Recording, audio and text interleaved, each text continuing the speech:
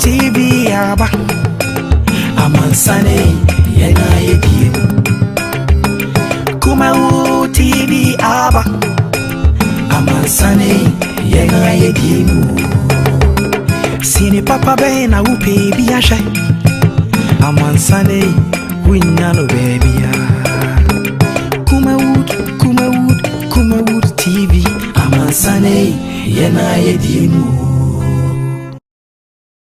Kumawood TV aba amansane yena yedi Kumawood TV aba amansane yena yedi Sini papa bena upe biasha amansane winyano baby Kumawood TV amansane yena yedi Kumawood TV aba amansane yena yedi Kumawood TV aba amansane yena yedi Sini papa bena upe biasha amansane winyano baby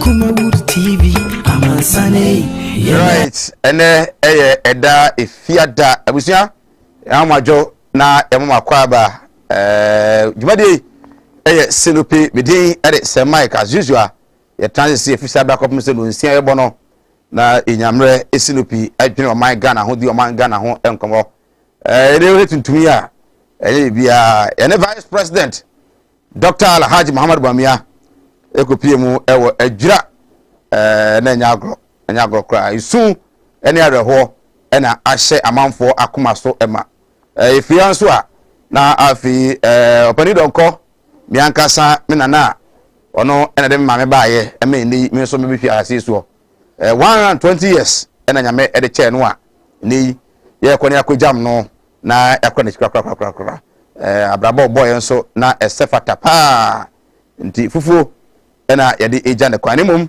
se amanfu ewu adwira na chief imam national ena afi vice president regional minister ena pamfu ina no ebuma kwa adwira de na ina nso ebuma su ehunu se areho na de esi no eni kwan se ebi esibi atrase some no doors nyamre na etimi edi nkomo the happenings in the adwira ebesi enei emrante a police so mo na edi sa abone no allegedly ni amodo ko piemu e court I remind you 2 weeks say after 2 weeks no yan sign emfa omo emreview and also hon komo e wa ha unim say enra the National Democratic Congress amanyoko NDC led by the national chairman the organizer Ashanti regional organizer the national communication officer for the party sami dem fimi na e ko piemu national women organizer omi na ko piemu e wa adwira omo so e de omo condolence any well wishes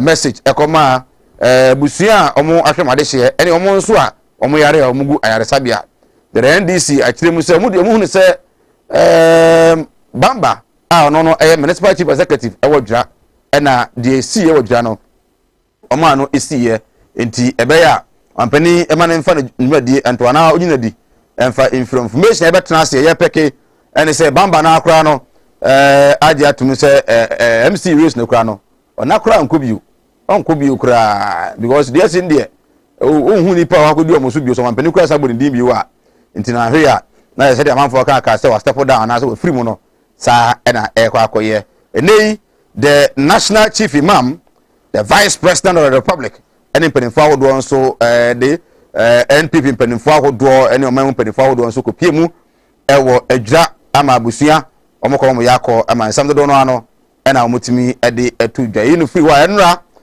the interior minister enso na pamfo so okopiemu ewadwira the national security omina no kopiemu wadwira enti enei the attention ina no ewadwira enya asempa na de mpanimfo nyina ekwa wadwira wo Ghana fo bi nsam ne bia yente enho ase any unprofessionalism bi a soja fo bi na police fo bi ka bo mu eda na di na enam so ma mpanimfo anka enro ne ne efi dwara no eba also motran office edwene kwan papa be fa so man betumi tumpon no nam se nipa bi antom ne ma yi enti no edom nyina afiri ebiom wo ede ayepie mu ewo kura ye friend adwira in the Ashanti region of Ghana ibenyamre na ede fie dai sede nsa na nya akosie yetimi enyamre atumi edi ho enkomo inu nso efiri ho a information na esa ba are ho pa enra dade sie ewo wa are ho papa say asojafo emu ba akon se ne mobile phone of the friend of Prague bi Mahama Kwambu bi ama ne mobile phone akam ozu say bi abrante twi mobile omu twi Prague no anasa amanfo omo wa ho no na afa ne mobile phone na wasi nkrofo Africa mu egu gata mu ebo nkrofo wa Ghana ha oma no de do no so soja ni timi ka me fon ayera me bo Ghana for rough wotu ka mu edu ani yasu ni abo wotu abobo ya me su ani edu ani yasu ni abo in fact members of parliament minority side no Haruna du Sudan no red armbands eno nyina do bomb nsa ekope me mase bedwam nyina ne say mo se de ekoso Ghana no in fact air time say they metia kwa make man hwe kura no a na military for ne aba ne abemo. What sort of nonsense is that? I ni amanfo dodo no ano condemn say de ekro no mapani afa na si for mu a na agency mu ahwe a na amwa o mine kura visa say bufuo no ya obi as a Ghana for mu fi say manfo bi afa ne say there is an opportunity for them to brutalize, to punish Ghanaians. Any can say be ankomo punish civilians no the lots of us feel say we are not safe. Hon komo ebenyamre na yetumi edi enso ewa ha na the military high command eba and say soldier for be 15 omo ATC montre so wa eji nkofo free car mu free Prague mu free motor so ebo wo mo de bi she gatem ne ade no sa soldier for na betwe maso enkwesi aga Ghana ne wo no enkwesi aga ya bo mu free ni afa ehun adi ni aka ne sa rerepa we say na minister MP kura no yakuku no yango ehun he na wo say somebody like me which is not fair wo ebenyamre na yetumi enso edi ho nso enkomo na no say the NDC youth wing you know some demonstration the etia abanya wo so say a march for justice na say police mo kwan yo so mo kwan demonstration no manya ka so mbe no ya eno mo be they are seeking for justice for omo atwa omo nananom ewo nsiedo ewo adwira ene emiamia hodo a eno so aka no so nkomo enso ewo hanra ene de to wanim say honorable osei SB entry mayor edema Kumasi Metropolitan Assembly ade se papa yi na nka wasa preview say wampani Samuel Dibio number 2 juma pa ebi mu o sha ase ewo Asanteman Tem Kropo Kumasi eso enso enra ena otre ede bi ba ye ne enso saka bi se sede ene masi kro no ona nkasa eye onkobi okra na onkobi okra eye o tranchen ama omo mpesa omo so befa konya no omo so atimi ato aso apre akonya no ebi as mayor ede Kumasi na no na kajetia ene center market jerifo nka bom kobi ho ajatum se da bi bonu jumadi a wodi ye pa ne de ensem fata se papa no obetwen wo free race no emu no mu so no nko a ene nipa nka wampani ede ne ba bi wa nko betimi abo pa but the question na pempa mo the reason by no bibu Samuel ne ene se ebra na o vie for the position again no na mo so na ya adwuma pa betimi asa ye bi wa so ma meka ho asem bi a o ene yo so ko na afi na mbechire so na betimi adwuma ne pa but you had the opportunity to come out and declare your support for him. You didn't do that. For me, it is good that he is living. It is very, very good that Honorable says he is living. The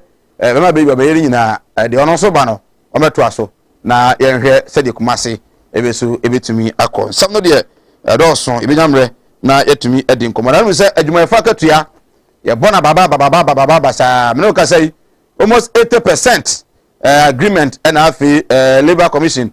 Ene TUC and afi Ghana juma fo nka mkuno etumi arichi anesa we say na juma fo na kasa na nkomo hwani mu say in the year 2021 we me COVID era no nka munya 10% anka ye na nka ebia 2022 sorry 2022 no na nka eno so 50% aba aban no mo agba say da bi onya 10% de ano hye enti 2021 ni nko mo 4% na 2022 no 11% no na omudi ho sam keka na de ya akodru no which is positive at the mass abandon area with a 4% no adwumafo no bi so ha se kasa pa 4% there and is a 1,000 for na the 4% the kan ho a ka bobu no hwe ya be kan ho na hwe ka sika no so manfo so kan ka sika ya tutumu ena ma bo ekosoro what is the significance of this incrementer eba inyamre na etumi edini na ehon komedin at the mic ha Kumawood TV. You are live on Facebook Kumawood TV, on YouTube Kumawood TV. Uko Facebook o like no share na afoforo so etimi enya bi ahwe sanso ena yemfa seda emfa ma ya boafo Kumawood Training Institute skill training ne de e ka cho yemfa ba do bi a akire so 50 ya kire yi amanso etimi ehuni nyame ya on the 17th July and another training no e ba so e wa Tenga Junction ahojo in the Kumasi metropolis and also ehonsam oh shane so pa se duru ha be ba e trana Ghana city spe na ye jiwo Mala Muhammad Spiritual Herbal Center e ko etibi escafo amantem eni wo hawa man ye spiritual and physical fako na malam entumi e modu nkokwa wo so kokko etibi ho e na be Mala Muhammad Spiritual and Herbal Center Tawhid na Topate Clinic ese woni e na ye wo ya diabetes hypertension yare bi ebodi sa yare anu duru e ho ala daro mo de adomo mo oba ombebo amanso watimi anya anu duru Kumasi Buadi Odium Junction wa na obehu Tawhid na Topate Clinic say akache no enso e wo afi aseda bio enko emfa ma God's Way Casket Shop ene ye fiada ye setuntumi ye kwa yi na ye tempenten kwa yi na ye twa biado die be be beko ne koto fondaka ye beko ye kopa ambulance ye beko akope canopy nkonwa sound system ede ye ni nyina na memenda kwase da so nso no wona wo ye wedding ono ye engagement outdoor naming ceremony almost be mba kopa drinks sound systems canopies and afi so chairs no God's Way Casket Shop and metimi akọ na afi ne matimi abo mo pa the God's Way sebra na otimi mo so uniska kra we dwade bia na ohia sa na mababo so ya uniska we de obonde ya e de amaw we nyina wi a we de kra na we de nyina wi a de am sini baji wase no wi a na da akotua God's Way ka what wanim enso amaka bia enwa ene God's Way Kumasi asafo labor about and a God's Way Casket Shop akache no ewo sanso and our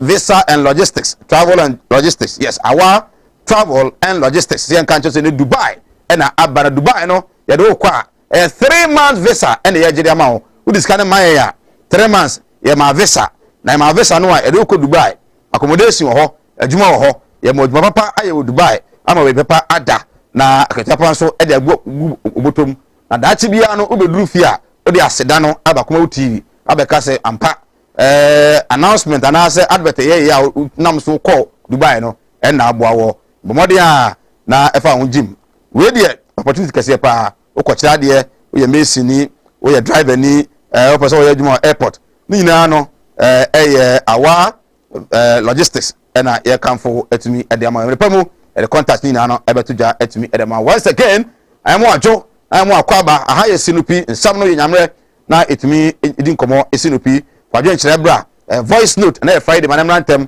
yanyamre emo nyina emfa ema sanso na e WhatsApp one line na de be fa so e de about screen as e numbers no egu screen as fa verses no brantem yanyamre emo enkenkan enso entumi emfa ema ne yenkomo no basically you run up the week na the brutalities ekoso wa na afi so no the course ewo adwura eno so nko be nyamre na yatimi adi na momamre ba mu a ketwa bi adwumafo ketua won sensem so no yatimi adi ho nkobo 4% ma this year 7% next year. How do you feel as a government worker, salary worker? We adwuma ban no e wo feel say ene mo ayeden yente aban na se ana so tumu say we de nka makora no anka eye e nyamre na yatimi adi nko ye ntwan ho na yenye aboafo nka tomra eba ana wachi wa sanso ena mia me wofa me nana ma de nyina na ifiada regional administrator edema NDC uncle say Wallace ababiu so etnase na yenyamre etumi eselepi animudia me manfo nyi bintina mo ne yira ebinu ba from ho se me yo asofo nso no manya ma asore ma akom obi o ho amene wo kasa stroke a chino wa ya stroke no enko malam sebra ya adwuma memene da okay kwesi da edwo da ebana da okuo da yawa da efie da ana menya adwuma na efie da wo beto me yawo so me hwaw because nipa ana wo homeda nyankopon eni homeda okay akwala na wawo no akwala na nya 10 years eko 50 years on nante da woda fom obi so ho wa akwala na no isonsuo obi so ho so wa akwala no de ye ya afi no kon no ya na echi na da so ebia na ne techere ma afi na ne tini emo ye kete oh ha no chine techere ma te se abo wo no malam se nkasa fa na bra ebi so ho so a me ne ukasa o se ne ba no ono matrama do wi jot sabe ko ke baby ni nyina onom wasa glue ankasa nkra no wasa twi glue ka ho me ne ukasa o ba bi na wono ne kodaye afa de ya ube ma no kwati na twa wura mu a ase eya dan te se achichide eti malam se wodi abra oba bi ho na wodi no aye den onu be ma hia pa na nsuo ni nyina saba bonten enti eno ntina ma onyem ana no wo ba me kyerɛ kwan no wo be hu no say ebeye mremremre okay a wo ba nyim easily piaw so ho adwiriw ene danta de bibo ano Mala Muhammad Spiritual Herbal Center ebena da bia 7 to 9 p.m. ene ni hia Kumawood TV na yenya mre enwura sunsumu eno suko na ohaw eda oso no mala mohwe na onyi emfiri o emfa emawo etwere yare bia edam usika ena ayira na wohwe ojapade bi na obi enam kwa bi so age afiri onsam utu gold ena opese onya emwa anase ebia kontuo enema ayedin amawo oba no odaso jonso anase akontuo enema ayedin amawa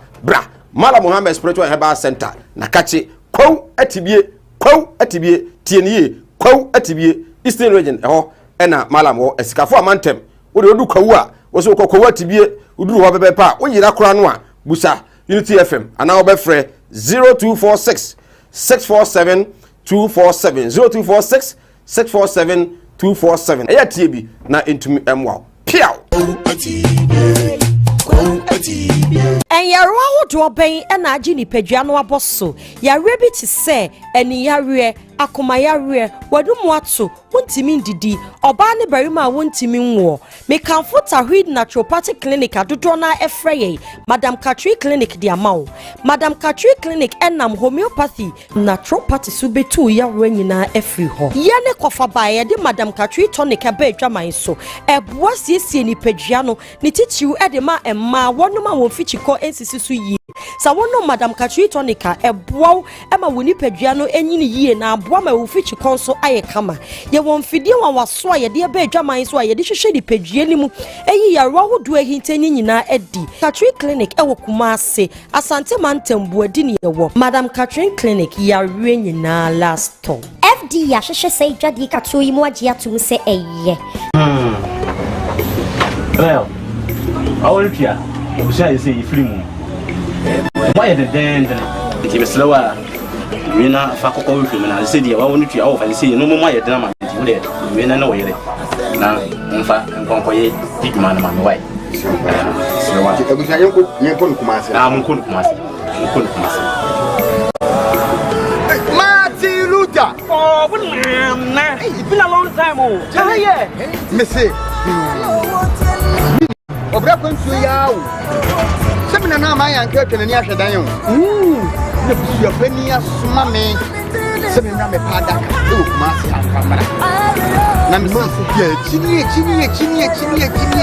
yenya da ka yi ya na nsani o na nsemu na moda so a mo hia me de woni problem kra wo beje di se me free Dubai betru Ghana ana me na nakobedantwi woto na nanom ansia do ne eja yi ni pro me so e wa brede mi ni kapre odu obi na kire me go straight casket shop a ewu Kumase labor haya me ko ho no ma ana mo sa ne me yes kan hye ye o wo de bi ntwa no misika ye di ma me se me famra no aisha afezu ye se me ambulance na me sam fa de be da no enka ambulance and the ambulance omu ambulance service it any problem kra any na ye here ni say ubenya sika kakra bi dia to ase you know say Kumase stay by plan no ye kodam ko tirawo some Cosway casket shop ye wona come be to send you mu na Cosway casket shop you Kumase say in Fontenay Town, you did labor office na ben.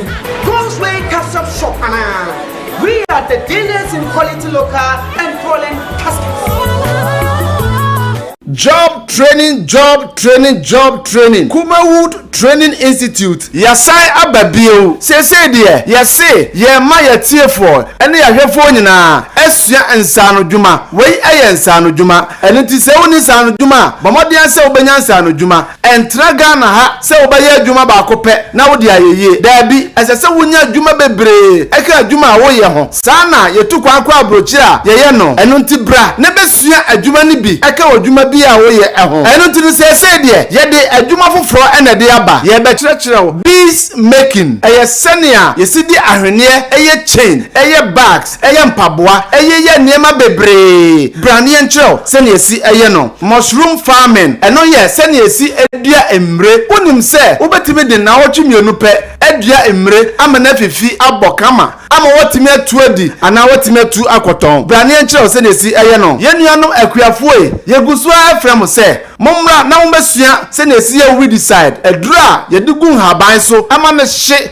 ase kura babra entimi enka aduane na ewo mu no. Brane enkyerɛw senia si ye no. Snail farming. Bra senia si eyen enwa wobetima yen enwa ama na nyini kama ama wonso wakoton e de anya wusika wotimi de aye won kwan papa bi. Brane enkyerɛw senia si ye no. Ye besan so akyerɛw 3D epoxy and 5D epoxy. Say de some amonim say 3D and 5D epoxy wo ye wo dem a ete shren afei so ye besan so akyerɛw liquid soap. Sa liquid soap yi wo betimi aton ye bekyerɛw shower gel eye sinesi ye shower gel ama edi dware ama ye honam eye trom bra na ye kyerɛw sinesi eye brown sugar a wo de ba ye oniema bebre aton asanya sika. Ye besan so akyerɛw mo sinesi ye powerzo. Afei so ye bekyerɛw sinesi eye tomato paste no eno ane efre no tea tomatoes. Bra na ye kyerɛw kama na fa ye woduane obetimi so aye akoton ama wonya sika bebre. Ye besan so akyerɛw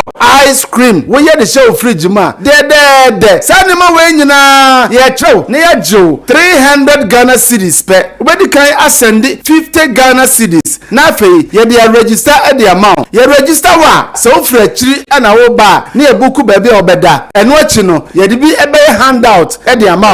Abusia yensan ema makwaba ogoso Sinupi live on Kumawood television and fiada seda ebio enkoma se onya daje etwen yen na oguso a ohwe wajenche no wode an fabra na enyamre entimi kenkan entimi emfa ema the happenings in Ejura in the Ashanti region of Ghana enyamre na etimi edi ho enkomo eni chief imam regional minister and afi so the vice president abomu akoho enra na the interior minister regional minister any apam for so etumi abomu akoho and then enra so na the NDC member of parliament Ojura and afi the national communications officer for the NDC and other national executives of the NDC including the Ashanti regional executives omina no etumi abomu akojura na nina no eye de fi adwura abrante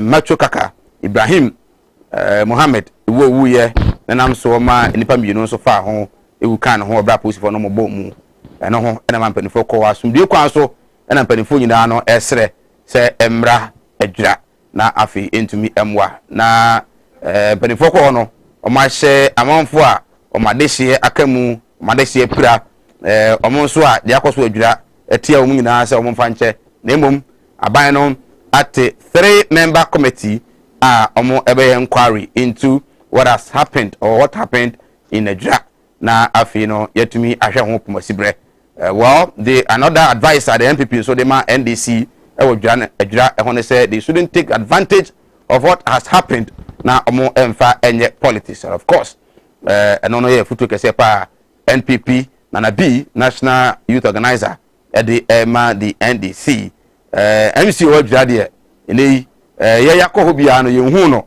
NDC ye no ano ebi so won kran ebi so kumase yenim de ebia na ye security advice man in secret mu de a but say ne ya me betra hi na MC yakopi mu Ojura de a I cannot tell na MC no say Ojura no a long standing issue be be an amount for and said that in himself MCA no was we in 2012 now a member of parliament ewo Ejra, and that time the current member of parliament and the honors was one no so MC in 2016 and a MCA no was we Edim Kugu as a member of parliament and they know MC you know and so we need you Ekoye as a member of parliament and in assessor MC becomes an MP becomes an MC and at 2020 elections are now come here musen MC no a bit me as I coin the ticket of the NPP and Anye Ejra has been a stronghold for the NDC in Ashanti region. I think say it's only 2012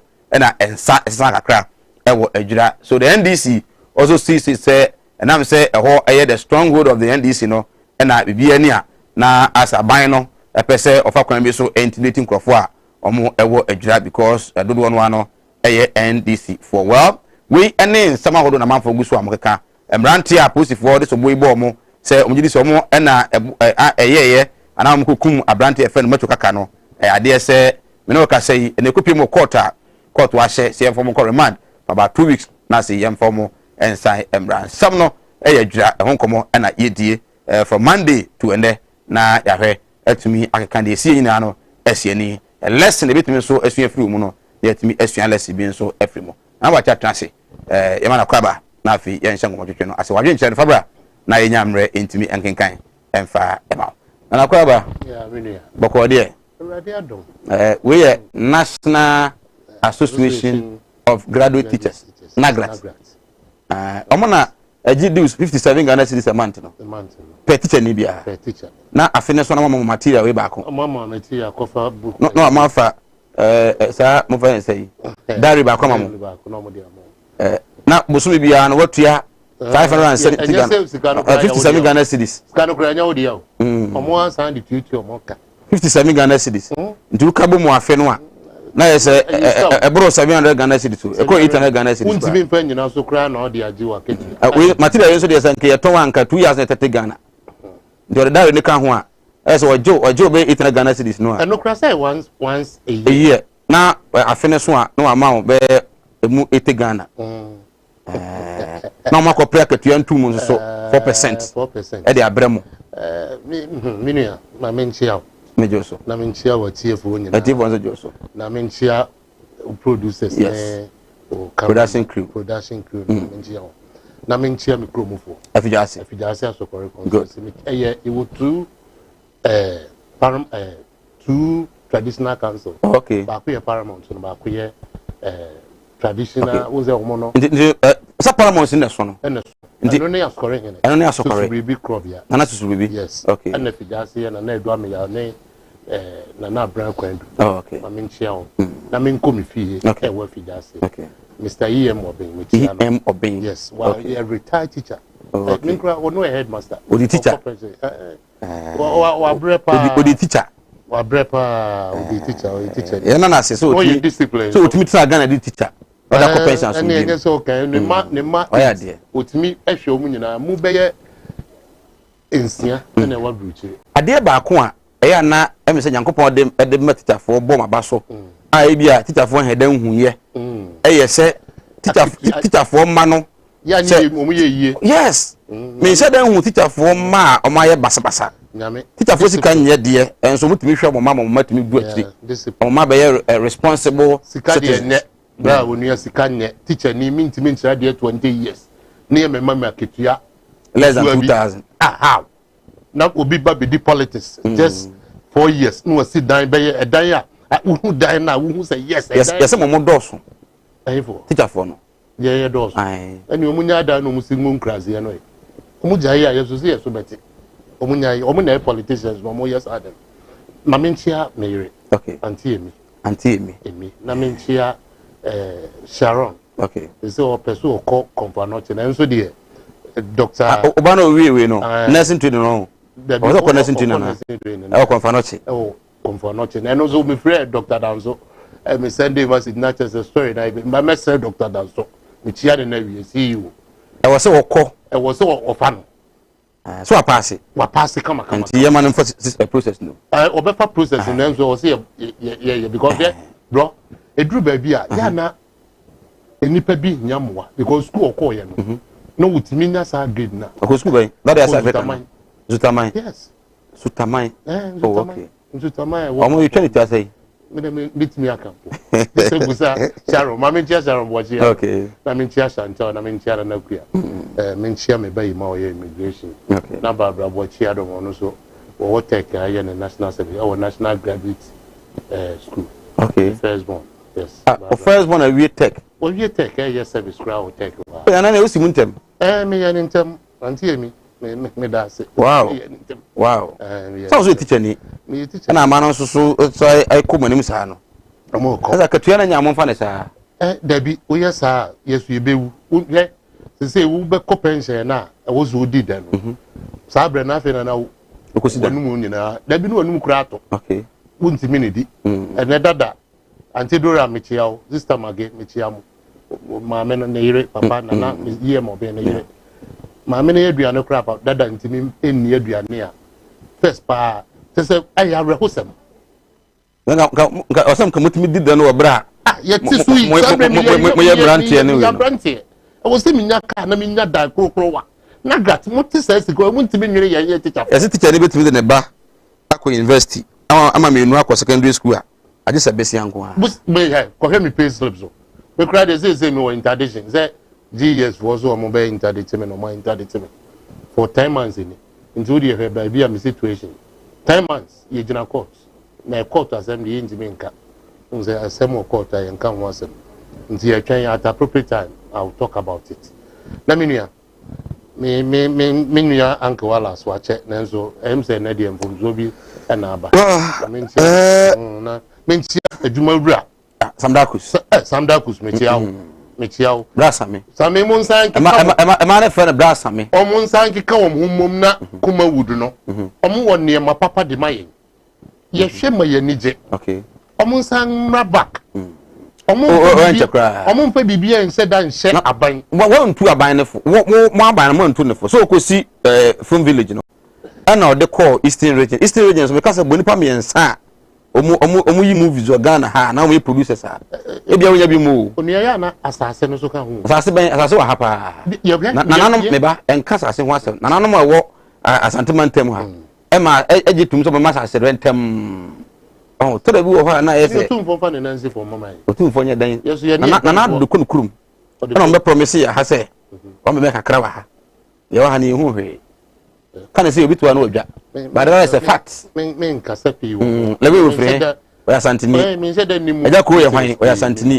merci yesi edu eya santini na ma ground mu nyina wa ha nti say yesi ye from village ba na ye first ya ay na wayosi so mu nyina wa na ye first from village be kama ay de ko eastern region ye na pampa mu apai fe akwabatu mu nyina nya ha ya ye no fe akwabatu dem so atimu na atimu ni akwabatu ba akwabatu nya ha de free yes well atimu ni ya yemfa no nsi wo ye ko ye nim na wudi waketu ya ti dia ye be yare ye ni nkomo wo Mr. school feeding Mr. Yes maketu ya scan ma e manu he ha ye communicators no na ye nkro for them so mu rural station radio station na abani ntie scan ma wo be 8 months almost ebi kura kikam maame no a okọ ye na president ya Morrison di school feeding ke enne me ka sasem aban NCT committee no mo nko basic schools no mo nko hwehwe ne ma ekoso menua enko yie enkwala ko ye mfidi wo the program na de ba ye no na asechire ne ebi fidi na obetena TV so na wo ka no kura kire Ghana fo a ebia na ka say o your politics o ba ban na chi school feed ne de man kwala no se etua scan the market rest no a de ne nko na scan channel man so de ne nko o ko hwe mu bia nkwala ne bi caterers ne bi no man kwala no obitimi ya nwa mo but scan ba ko je ni scan be tua mo de ye ntua mo no de papa man kwala no o ka se kimu a ono ne DMPP achi eye campaign de aba ne ba ye nti Ghana no e wo se ono de ka na ye fana which is not fair. Meka because you will need to be a president. This is not about president, and this is not about the party. And need to be a position. Some more was it? They should sit down. They are fighting. I know Sadras Apoen. a certain Kwashi guy, you know. Yeah. They are fighting. And when you fight, do you think who is going to? No, we already know. Yes. Because the name went wrong during their time. It went wrong. That's the school feeding, but it will be frame. We took our corner, Omodi and I ready. And I was say, Miss Srow. Maybe. We didn't know they are brown, can be fair. But almost said that could be by our staff. Some can be fair. Now, a mono, I don't know the nature of some mono. And on numbers on the side, now almost debut. Sabani Trias Canama or moi. And then Abano Sonko. That's kind of a Maya. I ban it to you, make Casamatra. I ban it to you, Pessamin coming up with your leaders, your crop 20 people. They keep it. They keep it. Me say, Opa, for budget, mobile connection near Abana, I release this can. And there's an Abanwada. The one eye, what the American say? I buy when he a baby, intimation baby. But the other one said, yeah, crop one, and Emma, because I buy we. So what timid the free SHS are back. Yeah, the maybe she said, and Quadano Bedidi, quack, and Kayabeko, you bedroom baby, near Jai B. to na MP se Jai Daya Kakaka or Mutono. Then Quadani Sikani, the young Ghana Quadaka. And see a Quadani mamma, for some when you even 90 cities, 90 will be to me a business. And I'm not mechanic. I think on Wednesday, mechanic, I say, has Nibi or Harmony Dinkomusia. Ayana. A common quanka, and some Katina and Kemecano, but the Boo never said, one form normal Cassa. Now, you see, who will be removed? Who said SHS has? If you are almost daba fast talk, Copediane. And you are near the my SHS for a crown. Says a wiring. In the ano, it be a wiring. Indeed, a more than one wiring. So, there was a Gary crash or Gary, actually, buffer stock. The other can say, bro, and I a day Emma or more. A Bruno Abana say, I'm not 350 Ghana cedis back. But I'm also cotton baby about 280, another 350. It's you know, all 350, not or about 350. There's a boca. There's a couple of fast talker. Has no, so no crap now. And before more hair and penny for moon through. Mubedi, the man find out from the hairs now. In your near sorting. Wake up. Some schools have to reach out to some schools before they get some food. Or more reach out to schools need be more. Now, Marco Pedi and anybody aba. I have a school let me. That's what is happening. Nobody is chastising the government, but that is what is happening now. Our secondary schools need be more. We be to car. Well, of school block was says, "Oh, God, you are." I'm going to come and I say, "Eba, me the amount." This is what is happening. 7 months. School feeding. Scano Emma. Obako basic school near Mana de Anna. One day for school more. Compare credit here. Said that. Say, Mike, make us a much. Make us a walk as some more can I be a make a man. Make up one. Him, Sicano. Maybe me, I know Biama. I want him say, Sicano would meet you, Yana Kodu, be a council. Let me say, a banada. A ban wada. One penny, wada or night. So, Onaya, he is the leader of this country. It is a Bosuman song. Now, what years the card, there must be a caterers, and far and Yabiane. Na say yemfama caterers ni entiminya emfa enya aduane no mo school for no sabi enuane a ensen fata do we say aban no we are active we are adwuma well ye twa ho semamra ye ba sawalas atanase e bedi nkomo Oti animudia me manfo nyi bintina mo ne yira ebinu ba from ho se me o ma asofo nso no mo nya ma asorema akom obi o ho amene wo kasa stroke a chino wa ya stroke no enko malam sebra ya adwuma me mene da okay kwesi da edwoda ebanada okuoda yawada efieda ana menya adwuma na fieda wo beto me ya wo so me hwaw because nipa ana wo homeda nyankopon eni homeda okay akwala na wawo no akwala na nya 10 years eko 15 years on nanteda woda fom obi so ho wa akwala na no isonsuo obi so ho so wa akwala no de ye ya fe no kon no ya na echi na da so ebia na ne tachere ma fe na ne tini mo ye kete oh ha no chine tachere ma te se abo wo no malam se nkasa fa na bra ebi so ho so a me ne ukasa o se ne ba no ono matrama do we jot sabe ko ke baby ni nyina onom osa glue ankasa nkra no osa twi glue ka ho me ne o kasa oba bi na wono ne kodaaye afa de ye obe ma no kwati na twa wura mu a ase eya dan te se achichide eti malam se wodi abra oba bi o ho na wodi no aye den onu be ma hia pa na nsuo ni nyina saba bonten enti eno ntina ma onyem eno no wo ba me kire wo kwan no wo be kono say abeye mremremre okay wo ba nyim easily piaw so ho adwiriw ene danta de bibo ano Mala Muhammad Spiritual Herbal Center ebena da bia 7 to 9 p.m. ene ni hia Kumawood TV na yenyamre enwura sunsumu ena suko na ohaw eda oso no Mala mohwe na onyi emfiri ho emfa emawo etwere yare bia edam usika ena ayira na wohwe ojapade bi na obi enam kwa bi so age afiri onsam utu gold ena opese onya emwa anase ebia kontuo enema ayeden amawo oba no odaso jonso anase akontuo enema ayeden amawa bra Mala Muhammad Spiritual Herbal Center na kache kwaw atibie tienie kwaw atibie Eastern Region eho ena Malam wo esikafo amantem wo de odu kwaw a wo so kwaw atibie uduru ho bebe pa wo yira kora no a busa Unity FM ana wo be frɛ 0246 647 247 0246 647 247 eya tie bi na entumi emwa piaw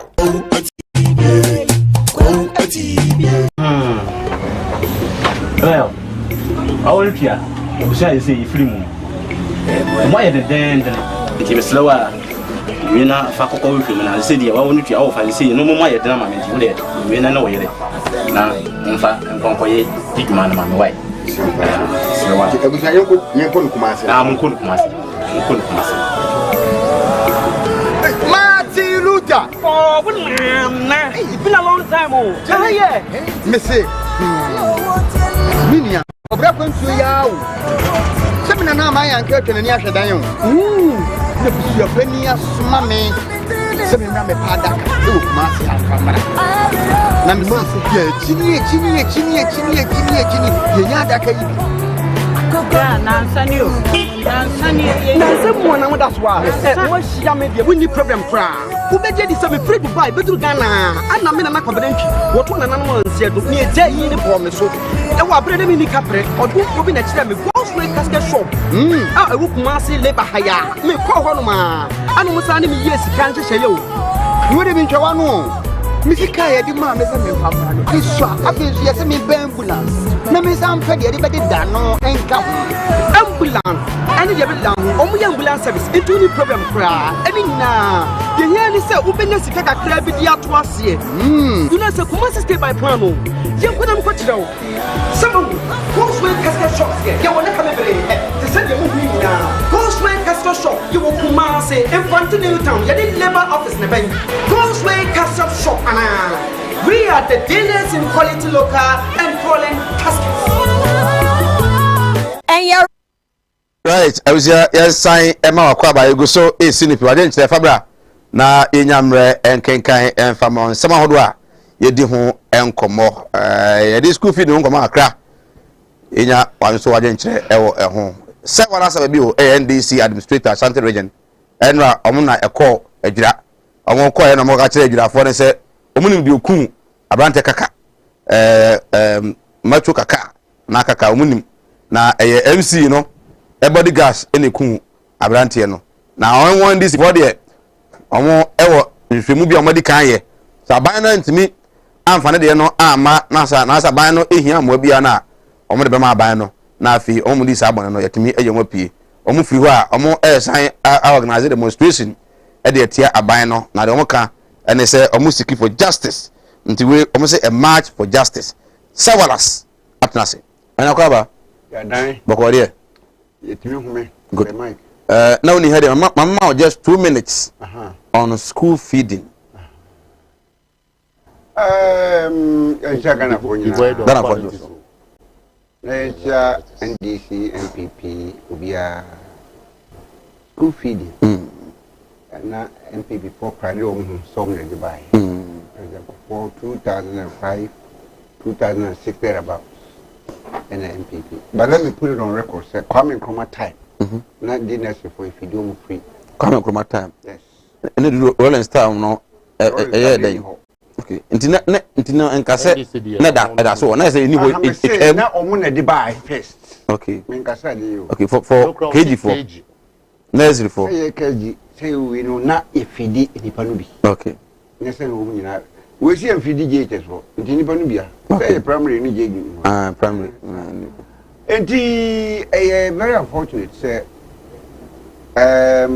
say NDC say MPP ya na party in power no women's wings and I this school feeding no amount it is all called MPP who say most of the caterers no MPP women's organizers any okay sound na NDC 40 me can say a new proposal for 4 times it was the same thing na normally ya nanka almost 30 year caterers na feedi enkwara no with their money it be 3-4 months let's canaba let's kakra say nyani nyina kra na ba na etua kakra ma omo na kese omo de ye adima omo na omo free enema free amu free we na omo de head ya na kese omo sikano ba na jabe bi e wo no na omo de kona mfaso kakra omo benya no manya now for the past 5, 6, 7 months since we entered 2021 okay, let's put it that way it appears say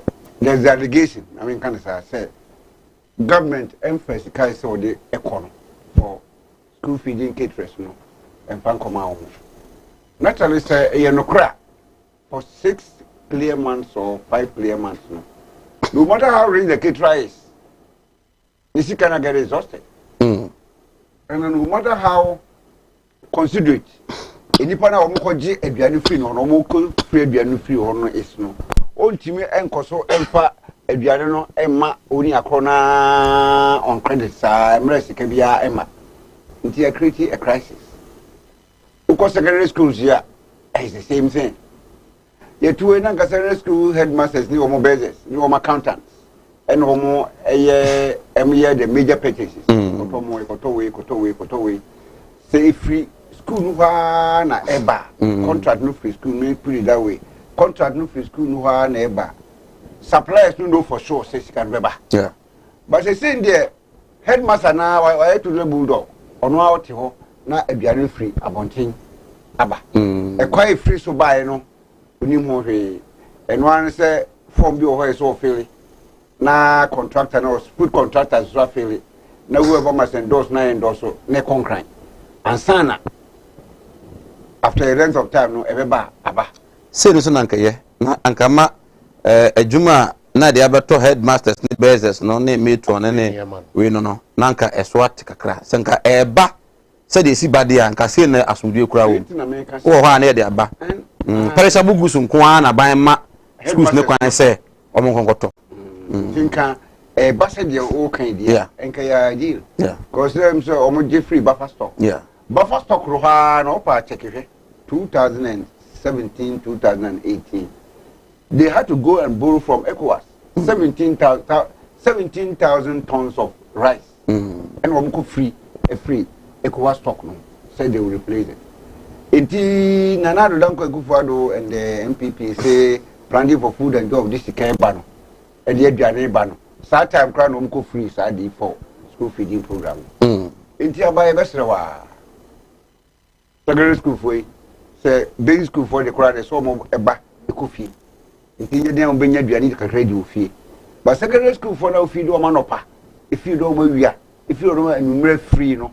And we are no cause the sister economy. You are starving them. Okay. O starve woman so. Obahene o no money akobri headmasters so. Ni headmistresses so. E bi so ana enye headmaster na. E bi ana enye headmistress na. Ade ba kon no so na e bi na headmasters no ni school that dey for no. Full contractors no so e kanana. So the 10 bags of maize na kwa. No more you be 20. Sikanoba no mache. Indeed, there are schools be over. Auditor General, someone no, was it too much of top at the school feeding, and it's killing the school feeding program. Indeed, by being loopholes, no one so abandoned na own paper. Okay. Now, whoever deserves what the person has supplied, no. Yeah. Yeah, their money. Now, I don't know. A cost of now yenhwe dwura eno NDC for ko ho interior minister ko ho ene ye ne vice president ko haba dwura mu vice president chief imam obra omolande wadwura no videos no emame so walas yes wadwura o monitor o follow bia mentio god yes ancha Ghana for Joshua vice president Baumia only or the helicopter they call it yeah so no ku see vice president Baumia ono ye chairman of the police council yeah into police for nyina in a way no question say through the minister for interior no must report directly to him IGP SRC say every now and then say na otu bia na otu mienu bia na otu bosumi bia omoye ade your friend say meeting council meeting one say o chair sir police council meeting no na briefing what is going on in the country security matters we nyina na kan say no normal discuss how to solve security problems but the peer said the vice president is sleeping on the job and you know koso enya vice president uhunu baby or the kurase the same vice president is the head of the economic management team e ba say ye manage the economy ono so the same vice president ba ubi ono so ye hunu say the name esiko say Mike last year ejurawa no let me start from 2017 school feeding year Sena NDC for at the time and another the caterers about this sign no and the caterers also as a sign. Now the story has it said there was a particular school in there a Jura constituency a Jura constituency where caterer no the chairman of the constituency no oh no you win and a caterer any nukunya fraka bi ofi kunya fraka bi ofi obaye no aduani esese odese dese nu a de bi ho an se ni kunya ba me ma wonche ni akanu ani egufa no that was atibu tenu ani egufa enti problem ho dada last year ani ye registration for adi a friend those who do those are they those who did those no are known and yes I did because of me no daylight ye Bruno ye brim no daylight member of parliament for such a address such a masona NDC onu amu no kra ye Bruno man nan ehun no kaya the pictures by onu so report to my police nothing happened na woni akra ene wawi kakai MPP ni den bawo Oni MPP for na campaign na 2015 2016 ma wini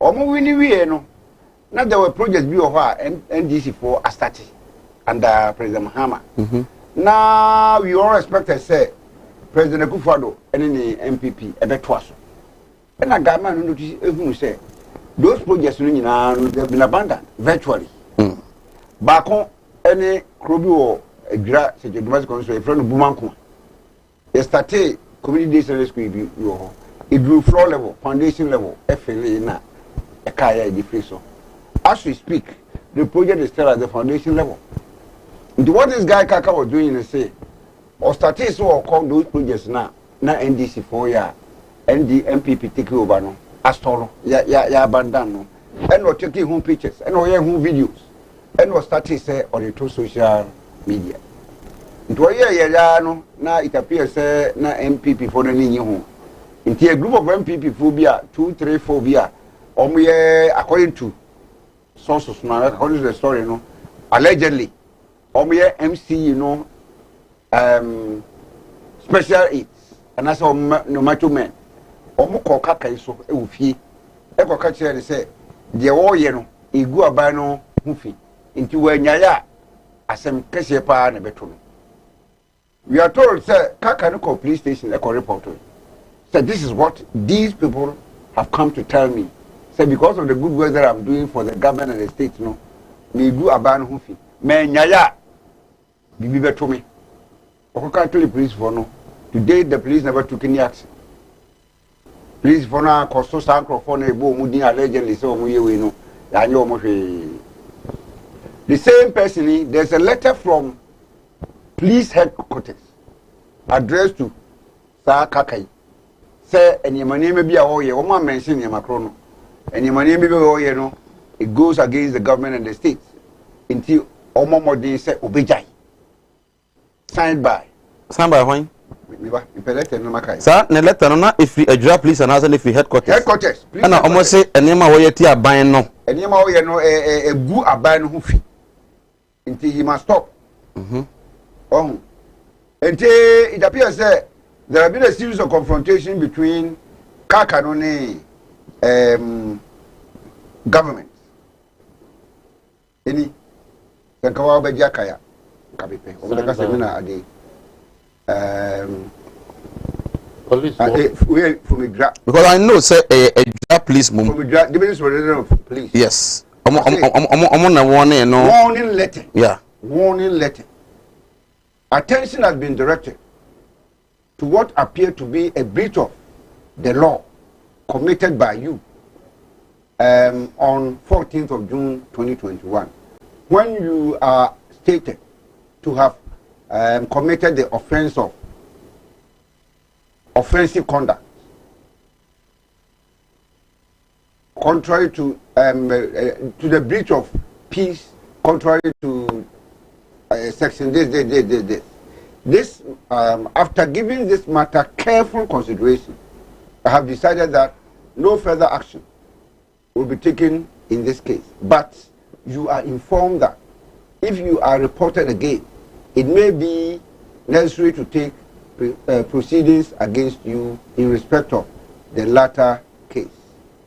I am saying, your obedient servant, this signed Deputy Superintendent of Police, CID form this. Ghana Police Service, Adra constituency or district or municipality. At the crowd, yeah. Say, Meritise, you prosecute now. I didn't know how to let the common. O trollete eja ko won no say waye den at the crow here so man kan waye bibi e don't know femi police for no omo ji bribe sare kan yo omo gina kwa ho omo ji 5 cities 2 cities nema e no ko ti ba bi no video ye no de to social media enti wono no e na ye offensive conduct na e no man warning so na yama no warning ni nyina ja se no ho yehi e o police station ho dada ono ka se nkofo bi aba no so abetrete no ko ka che police for no take action bia o se ye kakade ya o mko enko take why ye nko because o the yen esika jejeje no that to social media ma ye get unpopular with the government and with the people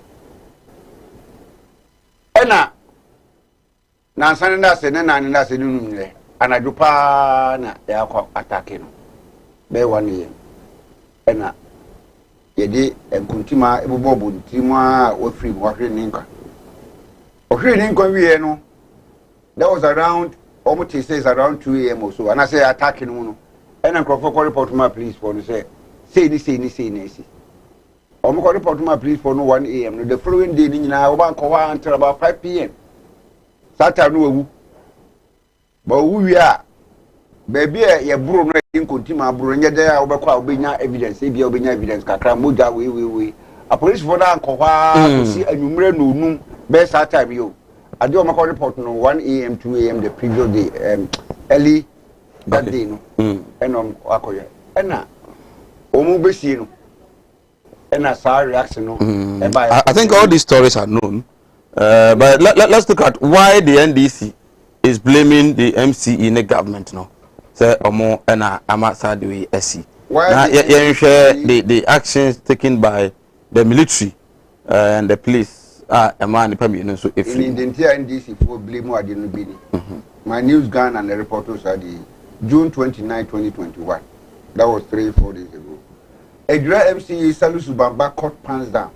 confesses link to Carcass murderers.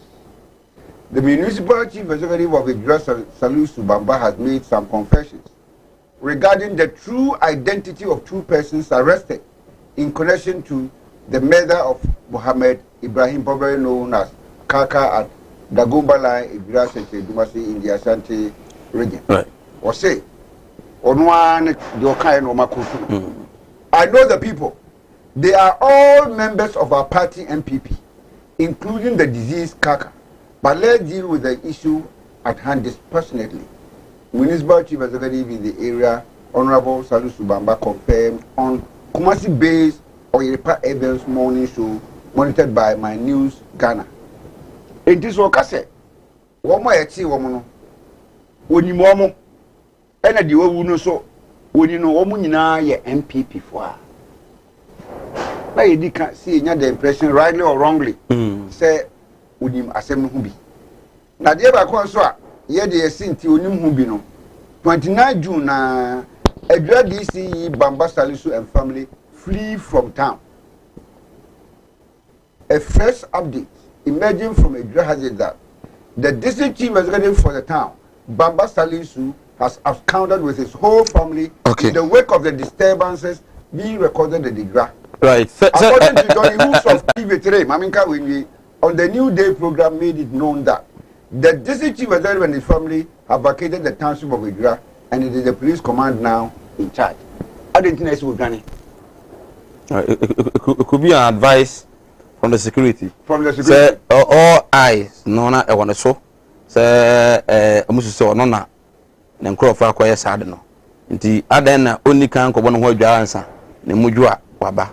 When you say boy nipa mo dwa, na yakota ta obi. Oni akwana call the Baltimore police. Ya nya ho hwe ni agokumo ni akro. Onim sa. I see the police command is now in charge. Is it proper? Sign agenda here. So DC ni ho MC ni ho. Who takes charge? District coordination director. And then the police command no. Police for na mu no mu ho ya hi. Police for na mu no. Omunni in the good books of the people now. Okay. It is a police for now taking commander. Or not taking command said. Okay. I will advise one thing. Okay.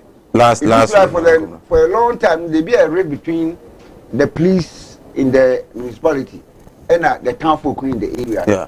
So advice said IGP better transfer police for new faces new sets. Okay. Okay. For their own safety and then for the peace. Setup the peace to prevail in the municipality. But that's it. I mean, come Nana?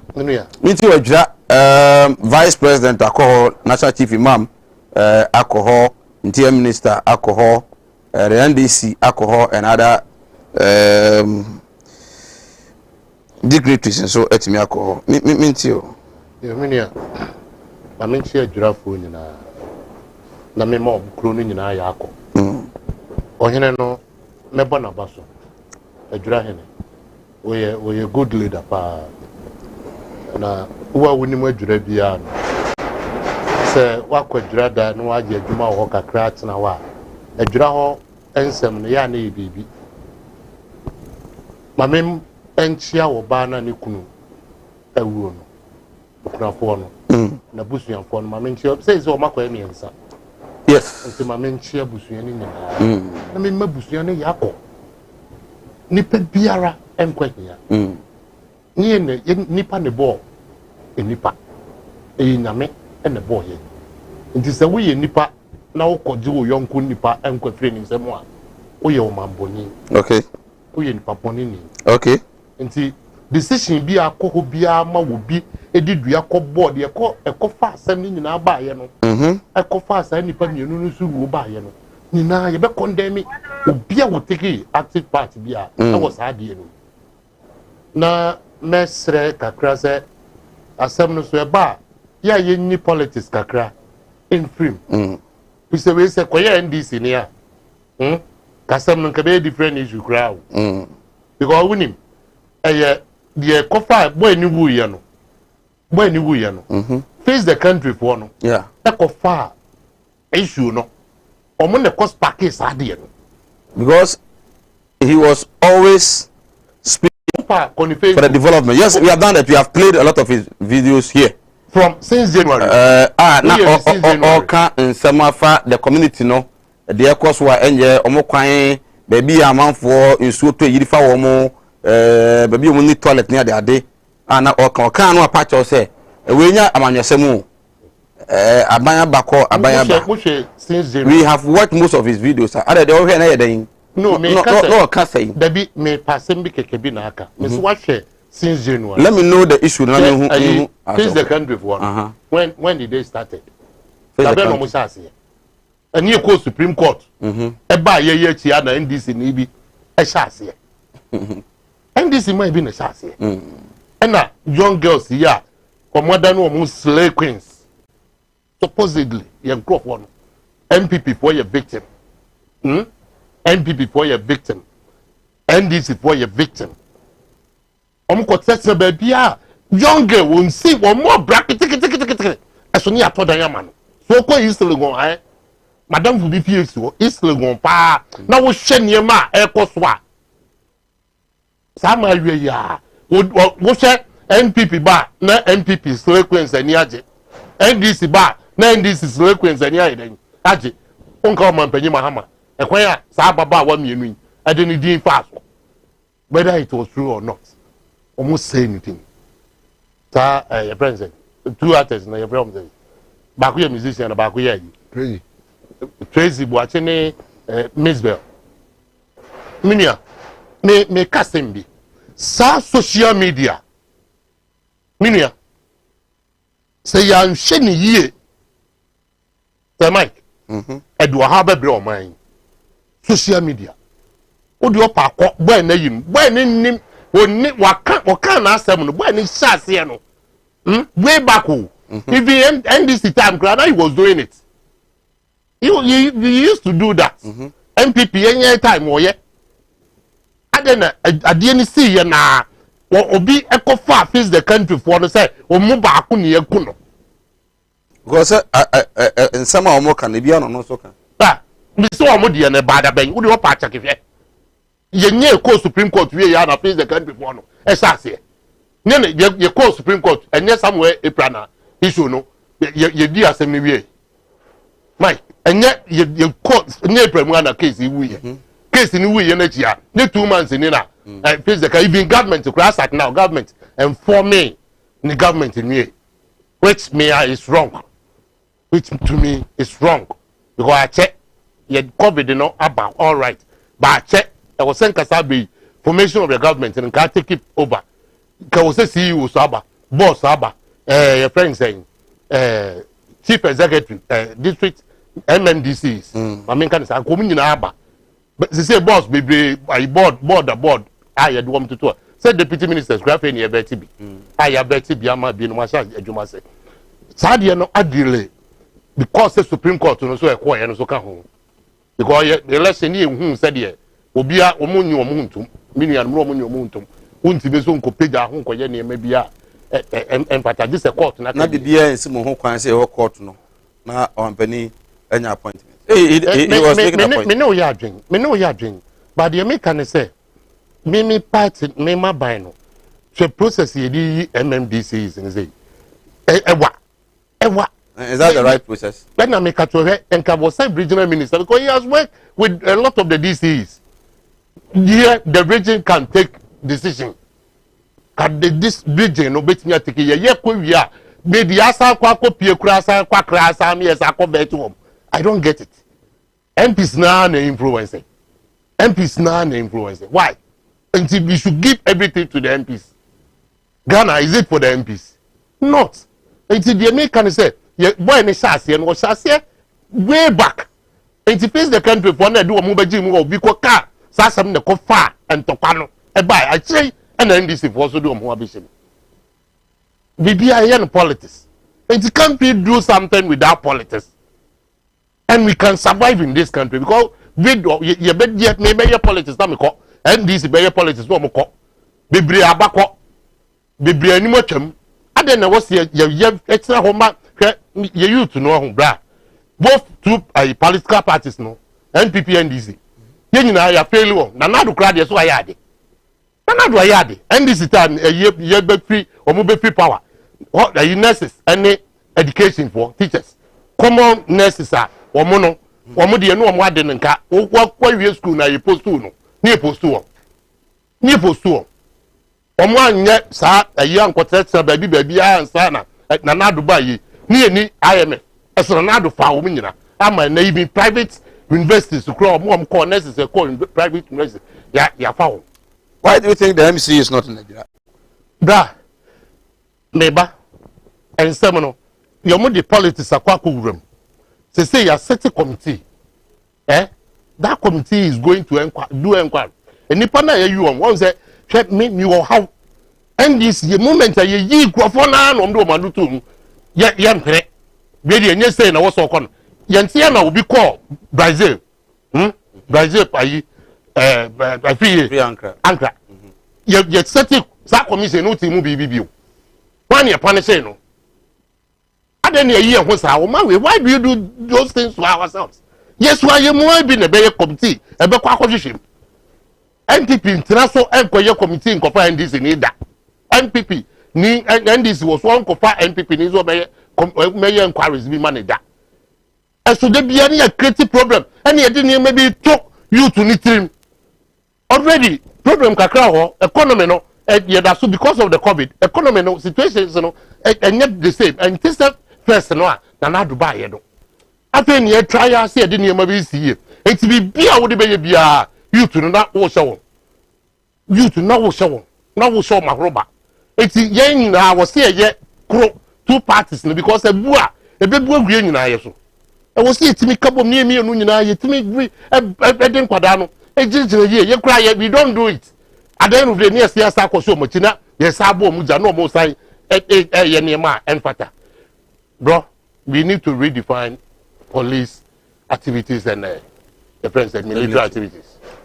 Che military almost training a different no saying military the peacemakers, no doubt about that. But before so be peace, we have make us be. I want to say yes, so there nanka be hu soldier ni a unta hu ne saa o.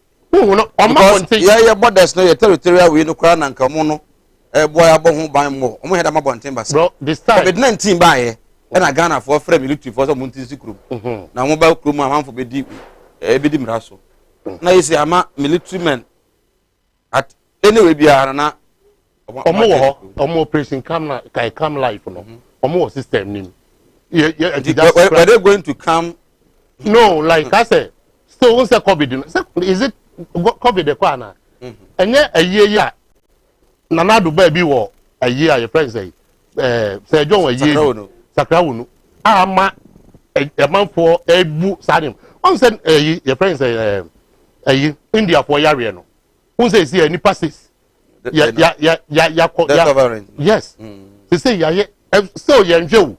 Any because ye be obi ko yenti obi ye bibia ye kra na me kra me mo okay you know on went bra the American say ye soldier police na so wo hwe ayi na on asantema so pa wo the free kuma say ko adwira ewa enti adenti na sechere ho ye wo ayi for SWAT what can say SWAT say SWAT unit and then na ye ntimi position bi wo mampom.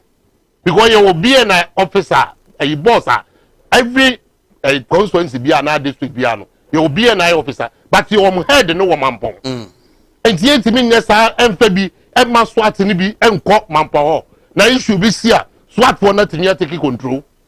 There be always, it doesn't have to be the military. So the action of the military, okay, video now, when you say video, the Mamia, say, Umusia Flickem, Nimsanka, Mikra no common sense, let me say.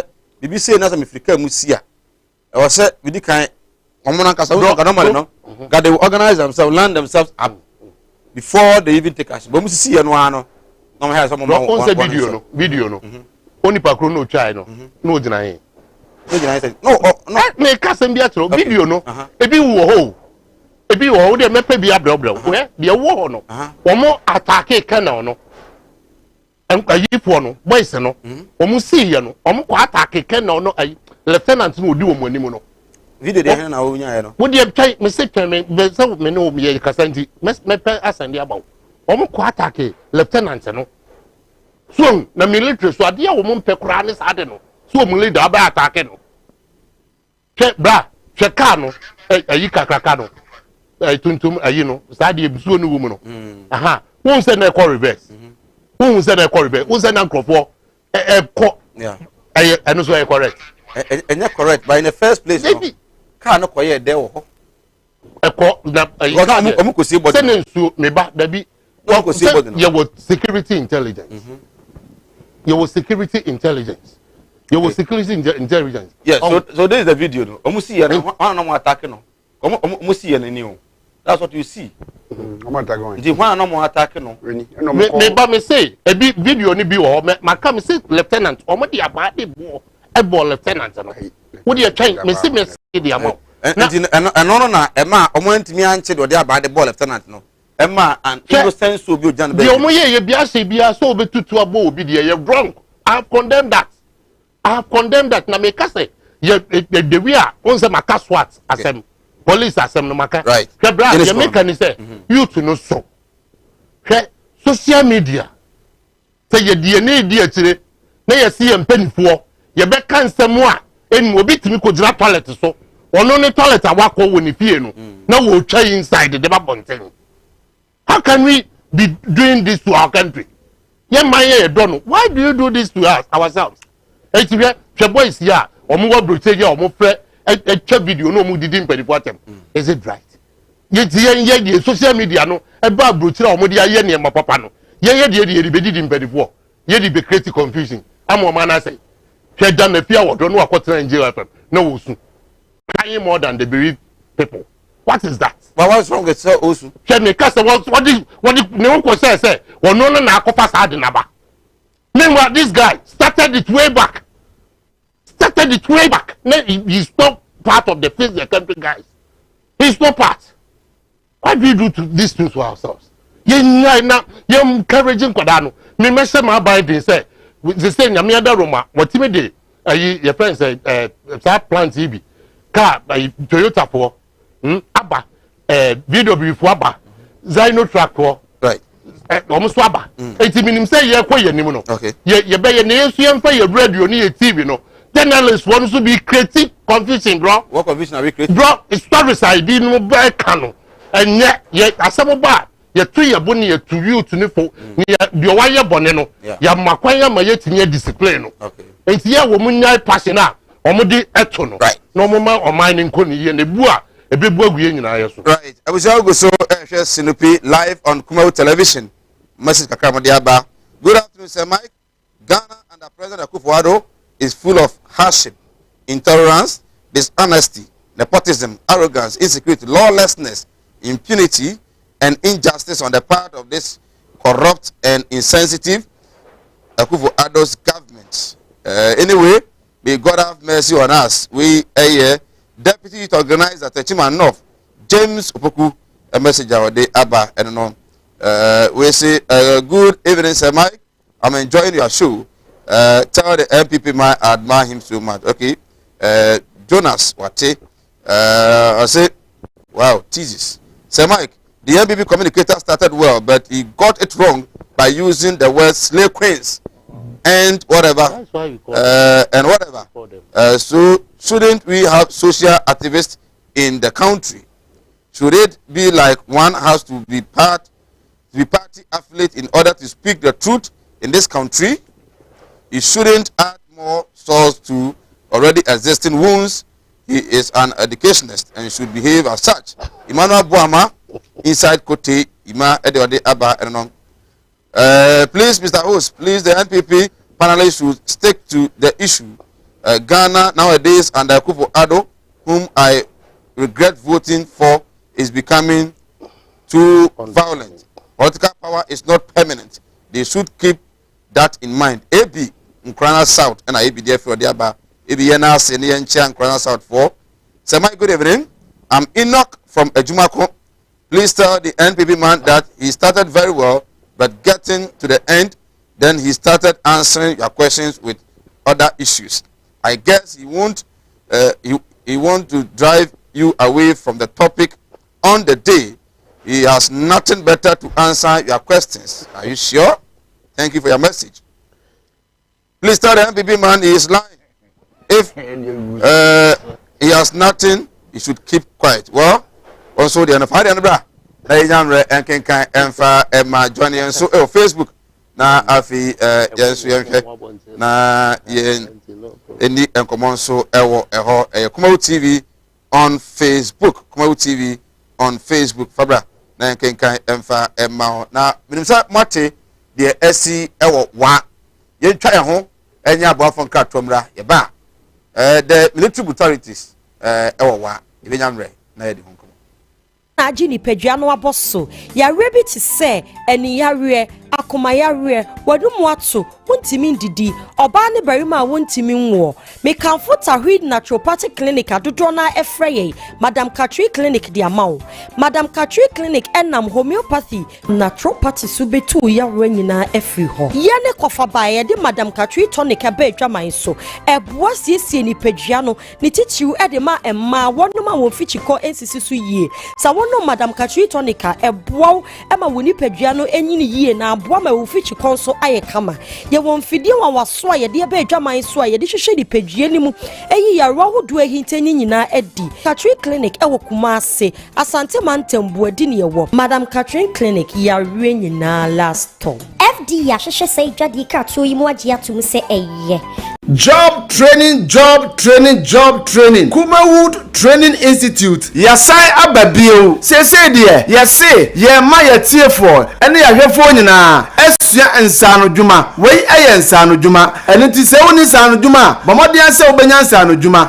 Entraga na ha se obaye djuma ba kope. Na wodi ayeye. Dabi. Ese wonya djuma bebre. Eka djuma wo ye ho. Sana ye tu kwa abrochi a ye no. Eno nti bra. Ne besua adjuma ni bi. Eka wo djuma bi a wo ye eho eno tinu se de ye de adwuma foforo ena de aba ye be kirekirewo bees making eye senia ye sidi ahwene eye chain eye bags eye mpaboa eye niema bebre brane enchrew senia si eye no mushroom farming eno ye senia si edua emre wonim se obetimi de na wotwemienu pe edua emre amana fifi abokama ama wotimi atuadi ana wotimi atu akoton brane enchrew senia si eye no ye nuanom akuafoe ye gusu afrem se momra na wombesua se na esi ya we decide edura ye digu haban so ama me hye ase kura babra entimi enka aduane na ewo mu no bra ne eche se na esi ye no snail farming bra se na esi eyen enwa obetima yen enwa ama na nyini kama ama won so wakoton e de anya wusika wotimi de aye won kwan papa bi bra ne eche se na esi ye no ye besan so achrew 3D epoxy na 5D epoxy se de samu amonim se 3D and 5D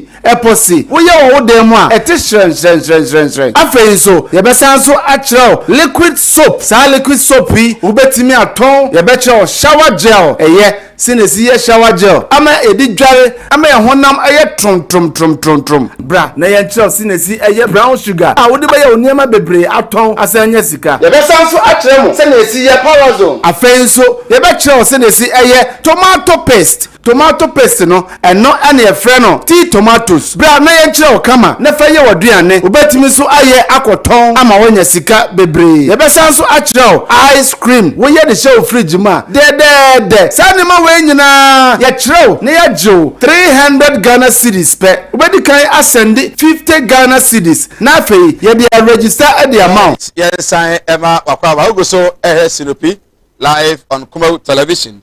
Mercy Aqua and Afia Pia Stars watching us from Western North region.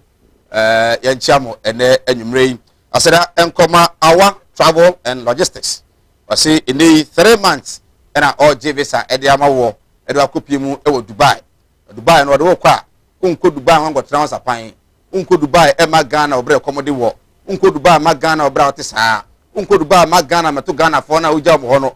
Se obaye no o makosere sen woda okoduba kwaya djuma amasika ba wosem enti se oye senkani utwika bozo utukwan oye ebia carpenter ni obaza kwaya djuma airport o Dubai oboye cleaner anaso o teacher ni bozo kwacha do Dubai ni nyina no djuma ewo ho e de emamo mamusuru kra we tried and tested our travels and logistics and e kan for e de amawo saboso miensa odo kono omo djuma ye no no baby obeda akatua no so de eye pa enya agro na nsan ya na boga oba na ohwe akatua na ode achechire ye no a na sesamda kuso anso emu ye kura no a ahwe ya ejina beko na ye de ekọ na omeme kam ye twi program de a na yese ne Dubai ejina anso ye kobi pa omode a na efra homa tufi woni je ho so butu kwan akopie mu e Dubai a 0552 373 027 0552 373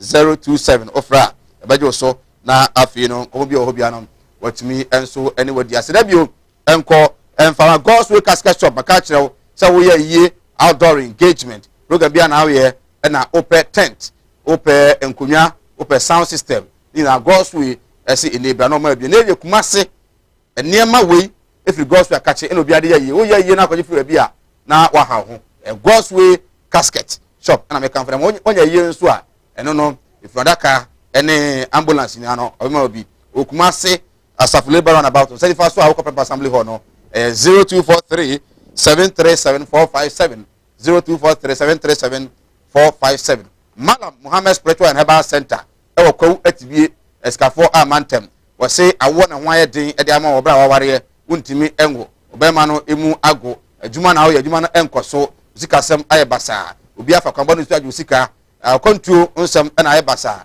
abo bi pa otukwan re afiu wonka okura biu wajapade bi no bi fa kwamba no bi so agye ana se bi atwere edam ano na so abofra no ana so abofra no wada so edwonso adwuma na hwan yedin de ama waware ho nsem ni bibia ye problem de physical and spiritual no ko wati bi esika for manta Mala Muhammad asebra na ontumi emwo 0246 647 247 0246 647 247 na fi Malam etimi abwa yare no aka kire say eye wani hepatitis hypertension diabetes yare bi ebodi say yare de ano aduro ho nei amadia esabe kese ayepiemu ewa santimantamu tawhid na topate clinic eno ne twene tia e kana Madam Katrina yare sabia no mojadro Madam Katrina no edaso ho mofra nu bi ne mpanifo nu bi ya hyehyɛ kama ya fresh ne nam ho sanso na o yare bi a how bia no omode ne to na amon Madam Katrina fo akache na omuntumi emo kuma so Odwombody junction na omowo numbers no 0278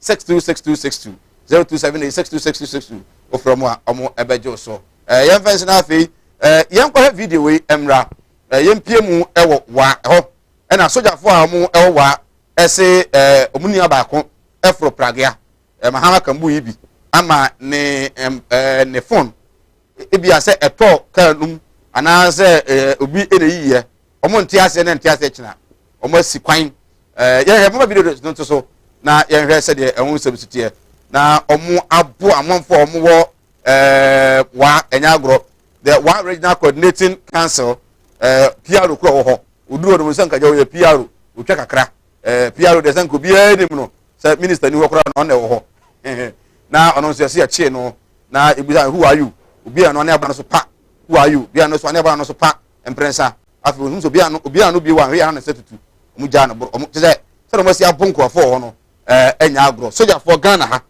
soja for si enei obi kura fon eyira soja ni fon yira otimi si abontin si kwan ebo Ghana ma members of parliament minority condemning act no the military high command condemning act no the promise is that they will investigate and then the corporate no omo be twen waso pa enya agro well no video no and that's why ugu so ehwe no enti we the what township na we say soja for nipa de gu gata ni musa soja for no e de nema e boro musa e wo gata ni mu no we human beings obi a wanya boni bia o say ofun na yere nti Ghana no say e na yedru ana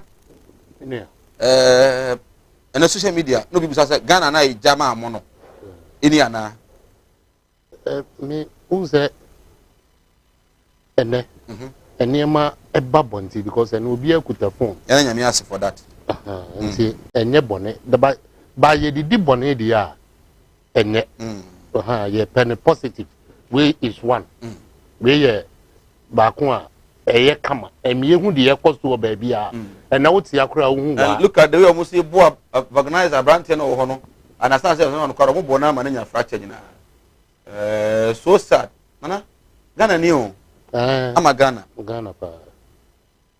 pa enye yesuban fon yesuban boni na sadi we enya dia Ghana democracy o say practice yapso sanse nsem we so nya de papa kra na eyem ya se ansi babia se krum se obi aju phone phone ayira report program madam for be over me pa je say ozu obi ne hwim ye okay no o she mufti nti okodru obje phone no ene o say se ye no dane nani ene okọ baraso no won say ya set military ayiwo won say saa yi na nkrofo omo o say there be nkrofo ya omo say other countries on person omo ba be wura ye man. How do you call them? Border towns now. Border towns no. Binom and omo na abane di military akobuo. Se be ya bia na asemu sia on betimi act. Into we no omo barracks. And I the phone. No military officer and na sanction. Sadie we. How were they able to come out in their numbers like this? The military that military say we no boys see. So omo anyane so mo anyane na yeduom kogu om guard rooms a masa yeti ya ne ye hu ye wan ye ti no mo I know the discipline, but let's forget about what will happen afterwards. The omo ye no I condemn it. Me say enye right, me say o mind a democracy.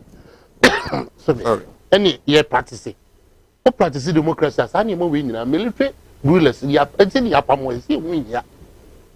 They say ye de emra and ye adjutant so ye military officer no be a you phone obi a phone phone no kra wa hu ni pakro no. How do you just say obi a wonam krom ayesa de no? How do you do that? Na say ne de etete wo fie wo betimi akobo wo betimi now we born to see. Look at this. Na say bra look at this in this country and I'm telling you this video Sankanya yenya video ya nkampepa be catch the Ghana. They would have come to tell us this is not Ghana. Me sure say I'm telling you. Me sure say enye lucky say yes say yankomeka say Ghana. Me sure say opani bia so betimi atena o me think say me mpedifo e twantro issue aba. And I make it say these days what mean twantro? What be the beba? O twantro o to be daddy. Who has to ensure say o man as we one responsibility? If you're opening also president. Okay. Yes, because usai ya or catch a Ghana for so be booming in our home. Obehama obia sitting my kama. Enti ye debate me at on door aye. Or failure na failure. He said such situation way. Nanado will not sanction it. Even commander military officers in the crowd did not sanction it. Ayam kwadanu ayesu. Won't you also say when people see say the system is weak, they begin to do anything that they like. Bra system enye weak say obi abetimi aye the opesa awu. Enye weak sa awu. Ghana mo me mfa ne say ye man aye da hopeless. Ye minister obi betimi akoye bibi. Wo ye nipa. We emra na wo sani enu omudi. Emra. Bra me dear military presence in the country no abano enhwe ema omo entina kakra omo entina kakra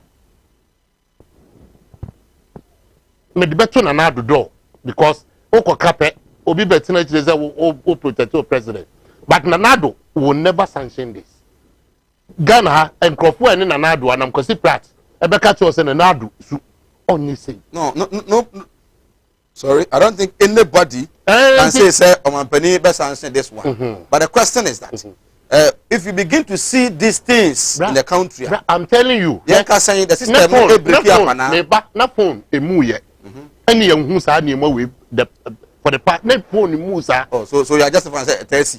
Oh, there be me kase and the phone so no. I see that. Nipa. Me see you was more democracy, papa. 200 years. Okay. Police officer, neighbor. Police officer, no. Fraud. Say fraud was the whatever. I didn't see ya.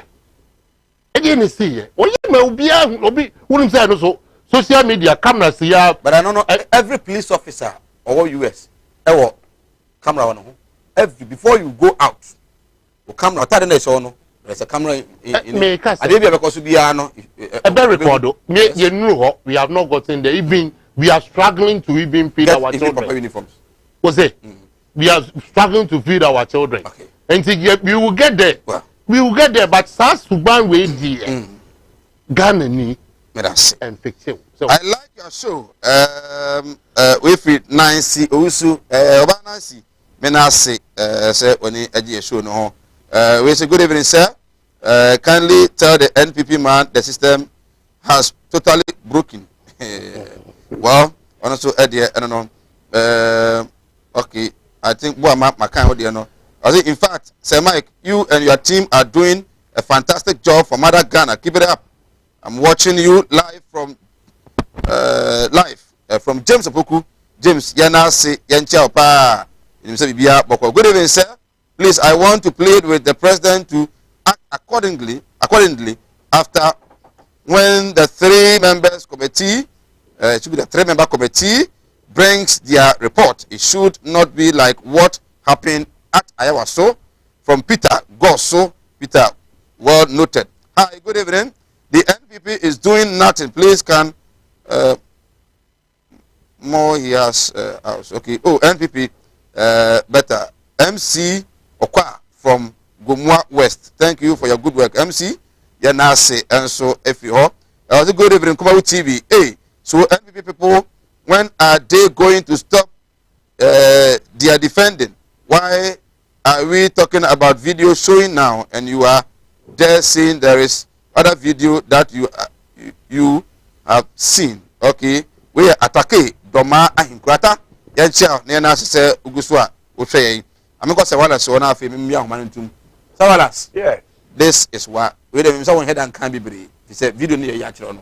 Rebecca in annual video. The attorney say Nanado Danko Kufuado and the MPP are very known for violence. Into me winning I don't think you have been fair. I'm making my point that they are known for violence. What have they been doing? 1995 VAT Yadiba Balua tax eba. Nanado now Tamaklu President Kufuor no organizing demonstration. Demonstration now. So why is he not allowing people to demonstrate now? Who is not allowing people? Nanado. How? He's commanding in chief of the army, and he commands the police. Everything is under him, and the police is saying no, and he's looking out unconcerned. And he no. COVID. COVID is the reason. About a year or the Amakutu for COVID. Nipa dinner to buy, and I say, "Omo bonswa 200,000 Ghana, 2 billion." The following week, Sir John, nipa be be omo kro mobi 2 billion. The following week, President Kufuor miaba 2 billion on the neck of the Yaduma. Me say, almost at a crown, almost friend Kumi Preku. Omo Kumasi, Ombe Semi Preku. Omo ko Sunani, Semi Preku. Omo ko Tamale, Riemi Preku. Look at the language. This was in 1995. Nobody prevented them from doing what they felt like doing. The same Nanado Danko Kufuor, go and check 2007. Omo your own primaries, no President Kufuor. The video is there for my information. What's it? He's telling you 3 things. No, delegates. Highly delegates. One. Only a crown person we know. Party no begina to one. As some people be a party no begina to need me a bono deuro. 2. See a bono deuro in a chronology to one. Ghana for no begina to. Anna Ghana a mutomano. I'm a party now we na. 3. Only a crown person we know. Samuino no by your mampania. And if you me a corner ho freely or a tolerant or you'll be on your dictator, won't take these 3 things into consideration. Now, Omunina Bamoha, Mudamuni Omuntum, Nembom, Sikano, Mudimamo, Sikano, and the here. Because if you want to kill the adversary, a bro, would a bro go a Akokobedi, but bro no will lead to the death of the fowl or chicken. Ebino. Asembena Adika, Kofi Kumsen. Nanado to become the head of state. I can't sleep with Nanado as president of Ghana. Kofi Kumsen, Opa Cheki, or editor of the then Chronicle.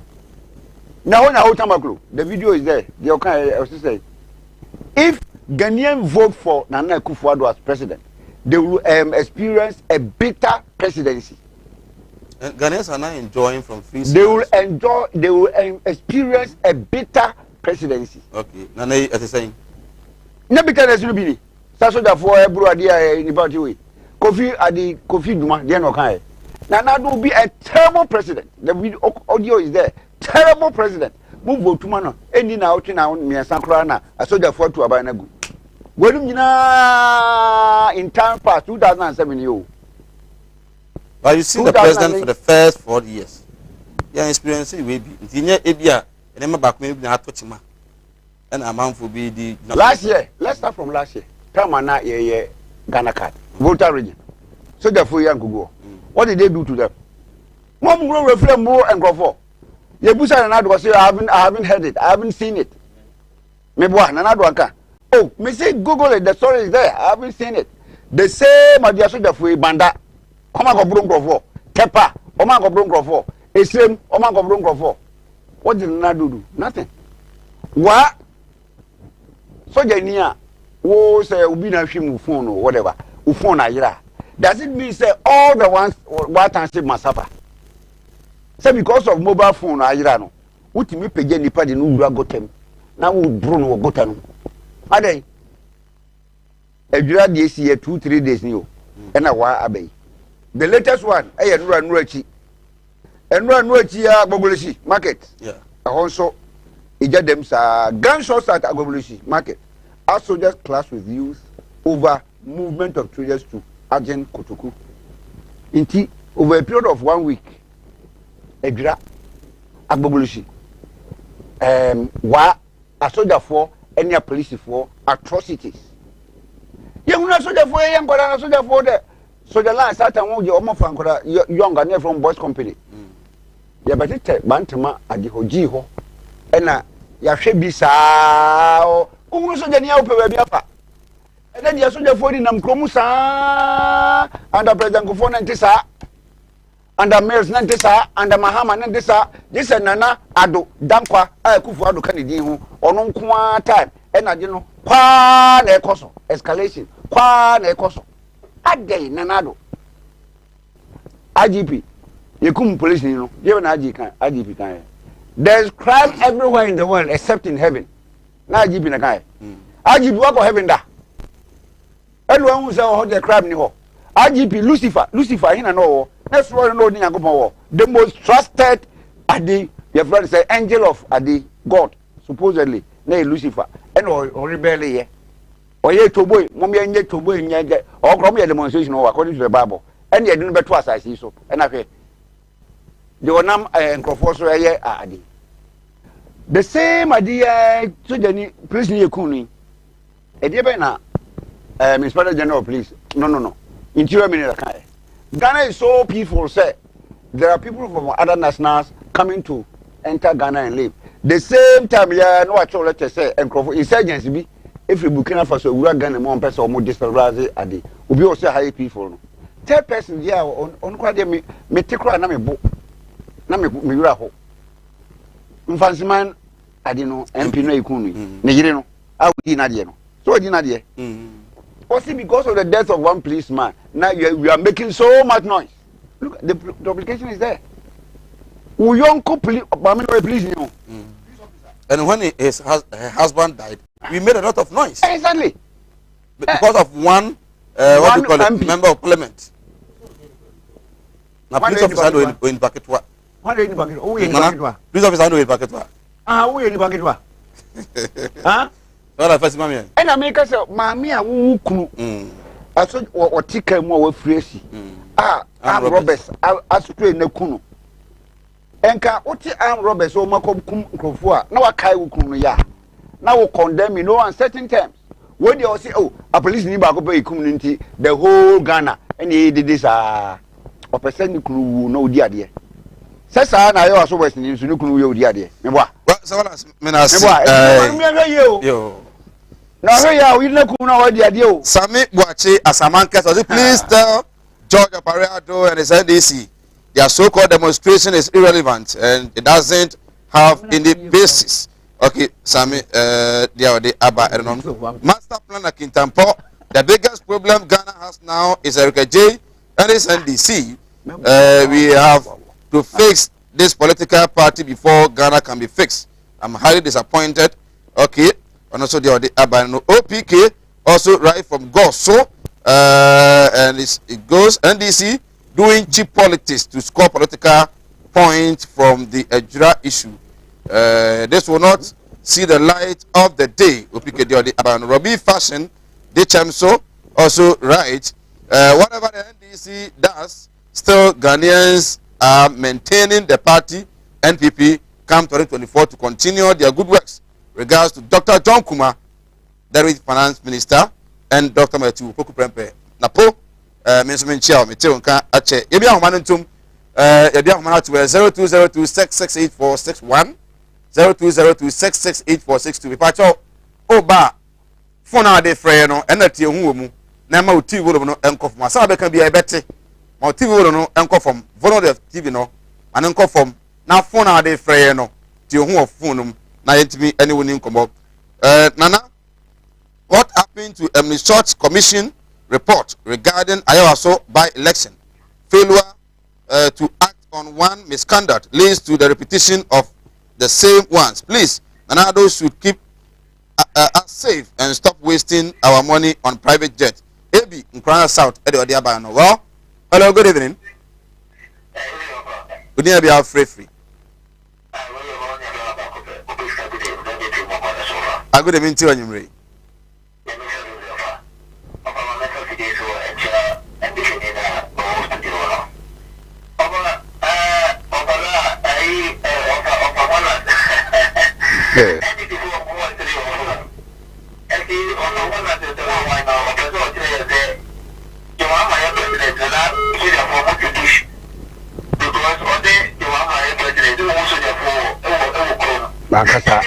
Mankasa.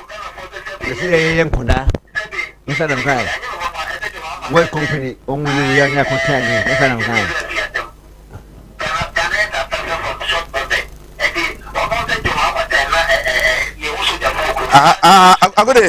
I go was on a young. I go was on a yaquarano. Now you was a for na antisay me say na antisay man ka say hu ba me say na antisay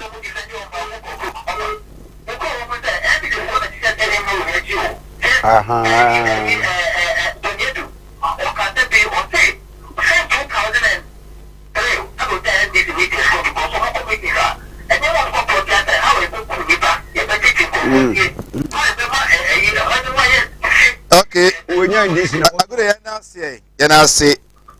Hello, good evening. Good evening, sir. We need to show you a friend, Ray. Ima, let's hear you. Okay, Ima, I can hear you. Go on.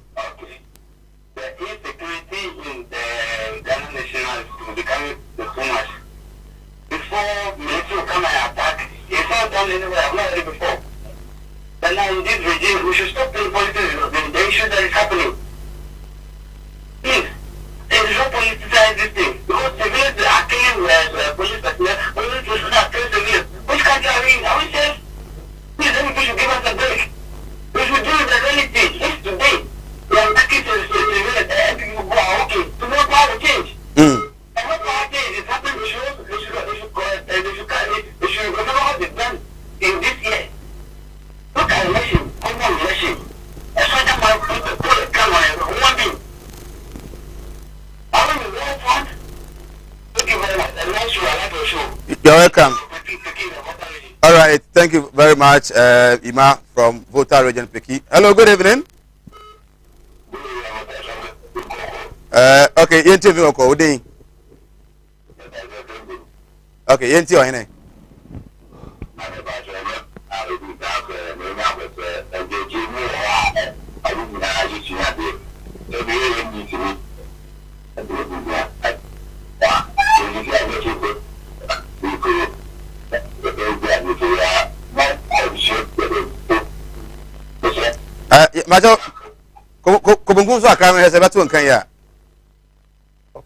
Okay, yeah, for near until can ye. Hello, good evening. We didn't have your share friend in ring.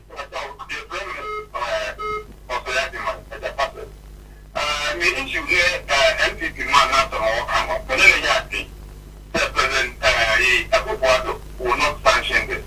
But that being enough, captaincy of which are a comment to woman. Not curious that possible Ghana clearly what president has been about that. That on condone with that, that's all coming who said the need. But keeping quiet in the money for who said the need to home. That is what it is the president that need you. President. Yes, so yeah, say Tiawa. Hello, good evening. Hello, good evening. We need to be actually free.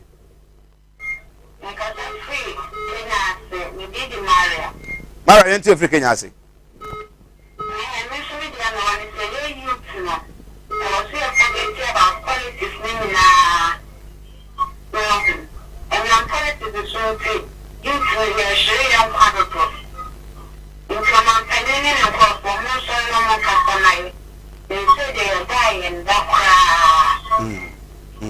Okay.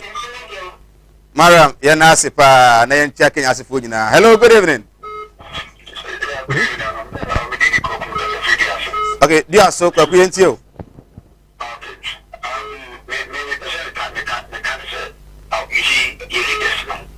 Apart from 6 feet, well, it's just have the same nurses. But when we are standing in only feel to us because the name of me, as he said, it will be and they might mismanage. We don't even know left and right. We never bounce to right, we never was left. So if it don't run as I hope, yeah, I say, you have to home. In this year's whatever we it depends on that leader. Or they want the dinner and which are from much of your days, this and that.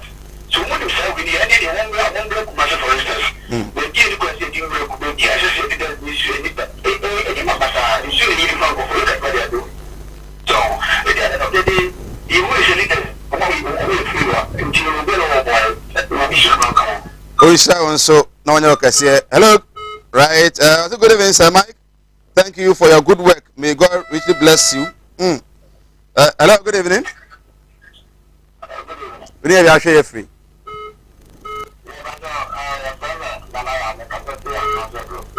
And I enter if you are going to do.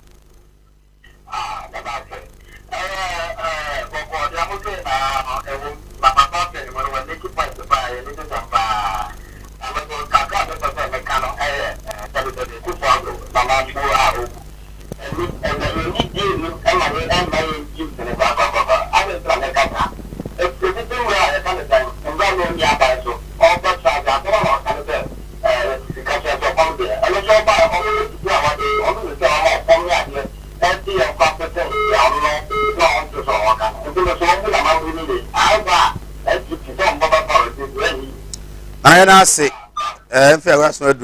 hello, good evening. We need to share a friend in rain. Mr. Amwa Axim. Okay, minty of Axim, Mr. Amwa.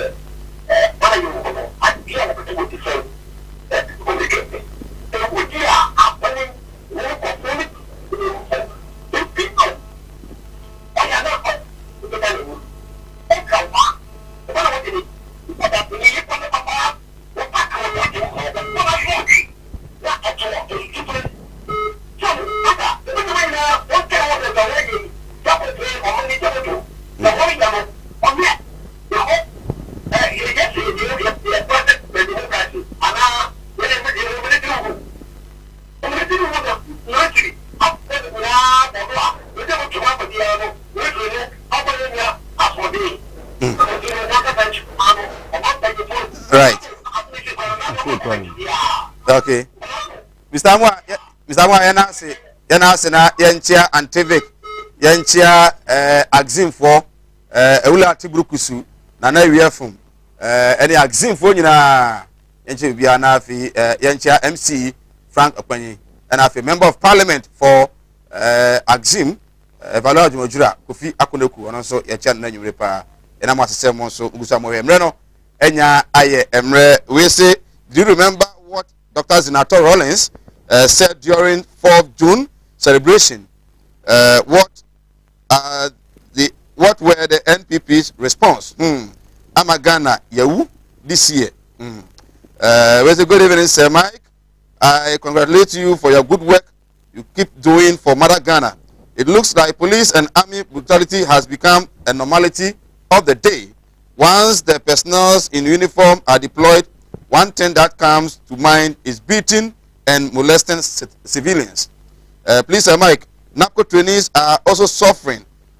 Musikano, I'm say enche, eba, I'm say enche. Today, young woman can this month, near yeah, Allah, a bit me, I am. Sinupi, you do all. The old man is doing better. God bless him. I like the man, MC Okwa. The woman was also police, the MP for Gumwa West. Okay, that's it. Message is endorsed by FNC. And I'm a voice note no. Yent me amo monfanche pa. Na yes sorry na asida enko and from bia unyamre na ochwe. Na evangelist Richard Pra. And then you a very good evening. Chiapa na me sorry say ya. Na fi ye call new at biase and na fumuso angona. I want an old man. Me na Bemba. 120 years. I made their channel. 120 nyame frɛ no nyame ɛyɛ adomo a ɛnɛ wɔkyena ne kwasi da so angonafo mɛboae na yɛnyina ne yɛnka na yɛnsi odman ne nyina yie kama we fita ɛne vice president ko adwuranti ɛna mehyɛ tuntum atie amena na de ɛde fita ɛne nyina yɛhyɛ ɛde ada nyankopɔn ase so me nyina yɛnyini saa na yɛntimi ɛni yɛnkwa na so ɛnkyɛ well yɛkɔ just 30 seconds amena na so mo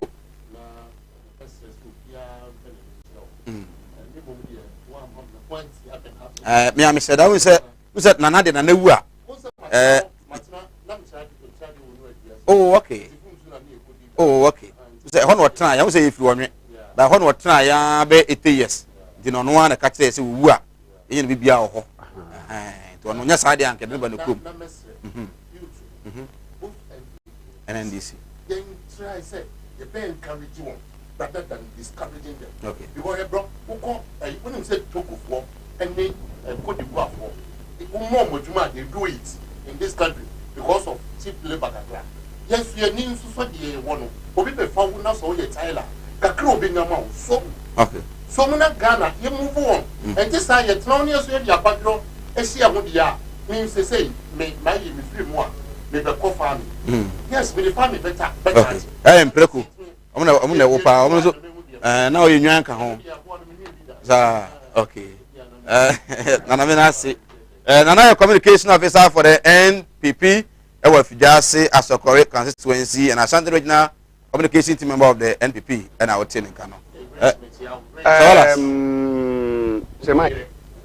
Ubi also seen anywhere. Yeah. Only a crow free Dias. Yeah. Central region Dias. And that can be beyond this by Biama. Community Days School Kakabi CC Diaso 2007 Operation Vanguard for now occupy. Operation Vanguard school ACSO see a man called Ancomono. Okay. Operation Vanguard and a Diaso for no eco school baby. Onwachi John Fred we Omuko see no sedeno and I do danko ekufu near the Omi Yiwaha almost set up a di Emma foreign minister Ayokobutri or the flower echo to Adioso Omu Yiwaha. Now, why would you 24th December 2 years ago? Kintampo for 24 we are a jato more president. That day na Minister of Finance almost a party, KK party. That day no. My plan on party now we are any people. It is what plan party is here never catch us. No, we know party. Say see news no I don't know about no pa. We are the do. Say we party. God forbid. Party no. God forbid. Okay. Aba. Sir, one last Ababu, administrator, Ashanti region, Edema NDC, or also Ote Ninka, on behalf of the entire crew, hard working, fantastic, and then handsome cameraman, Kobe Frank.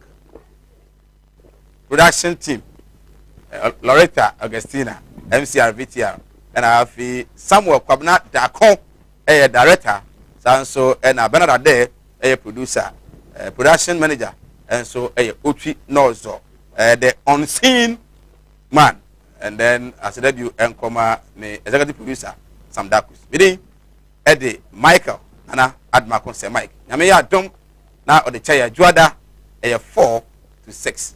Ibisia yakram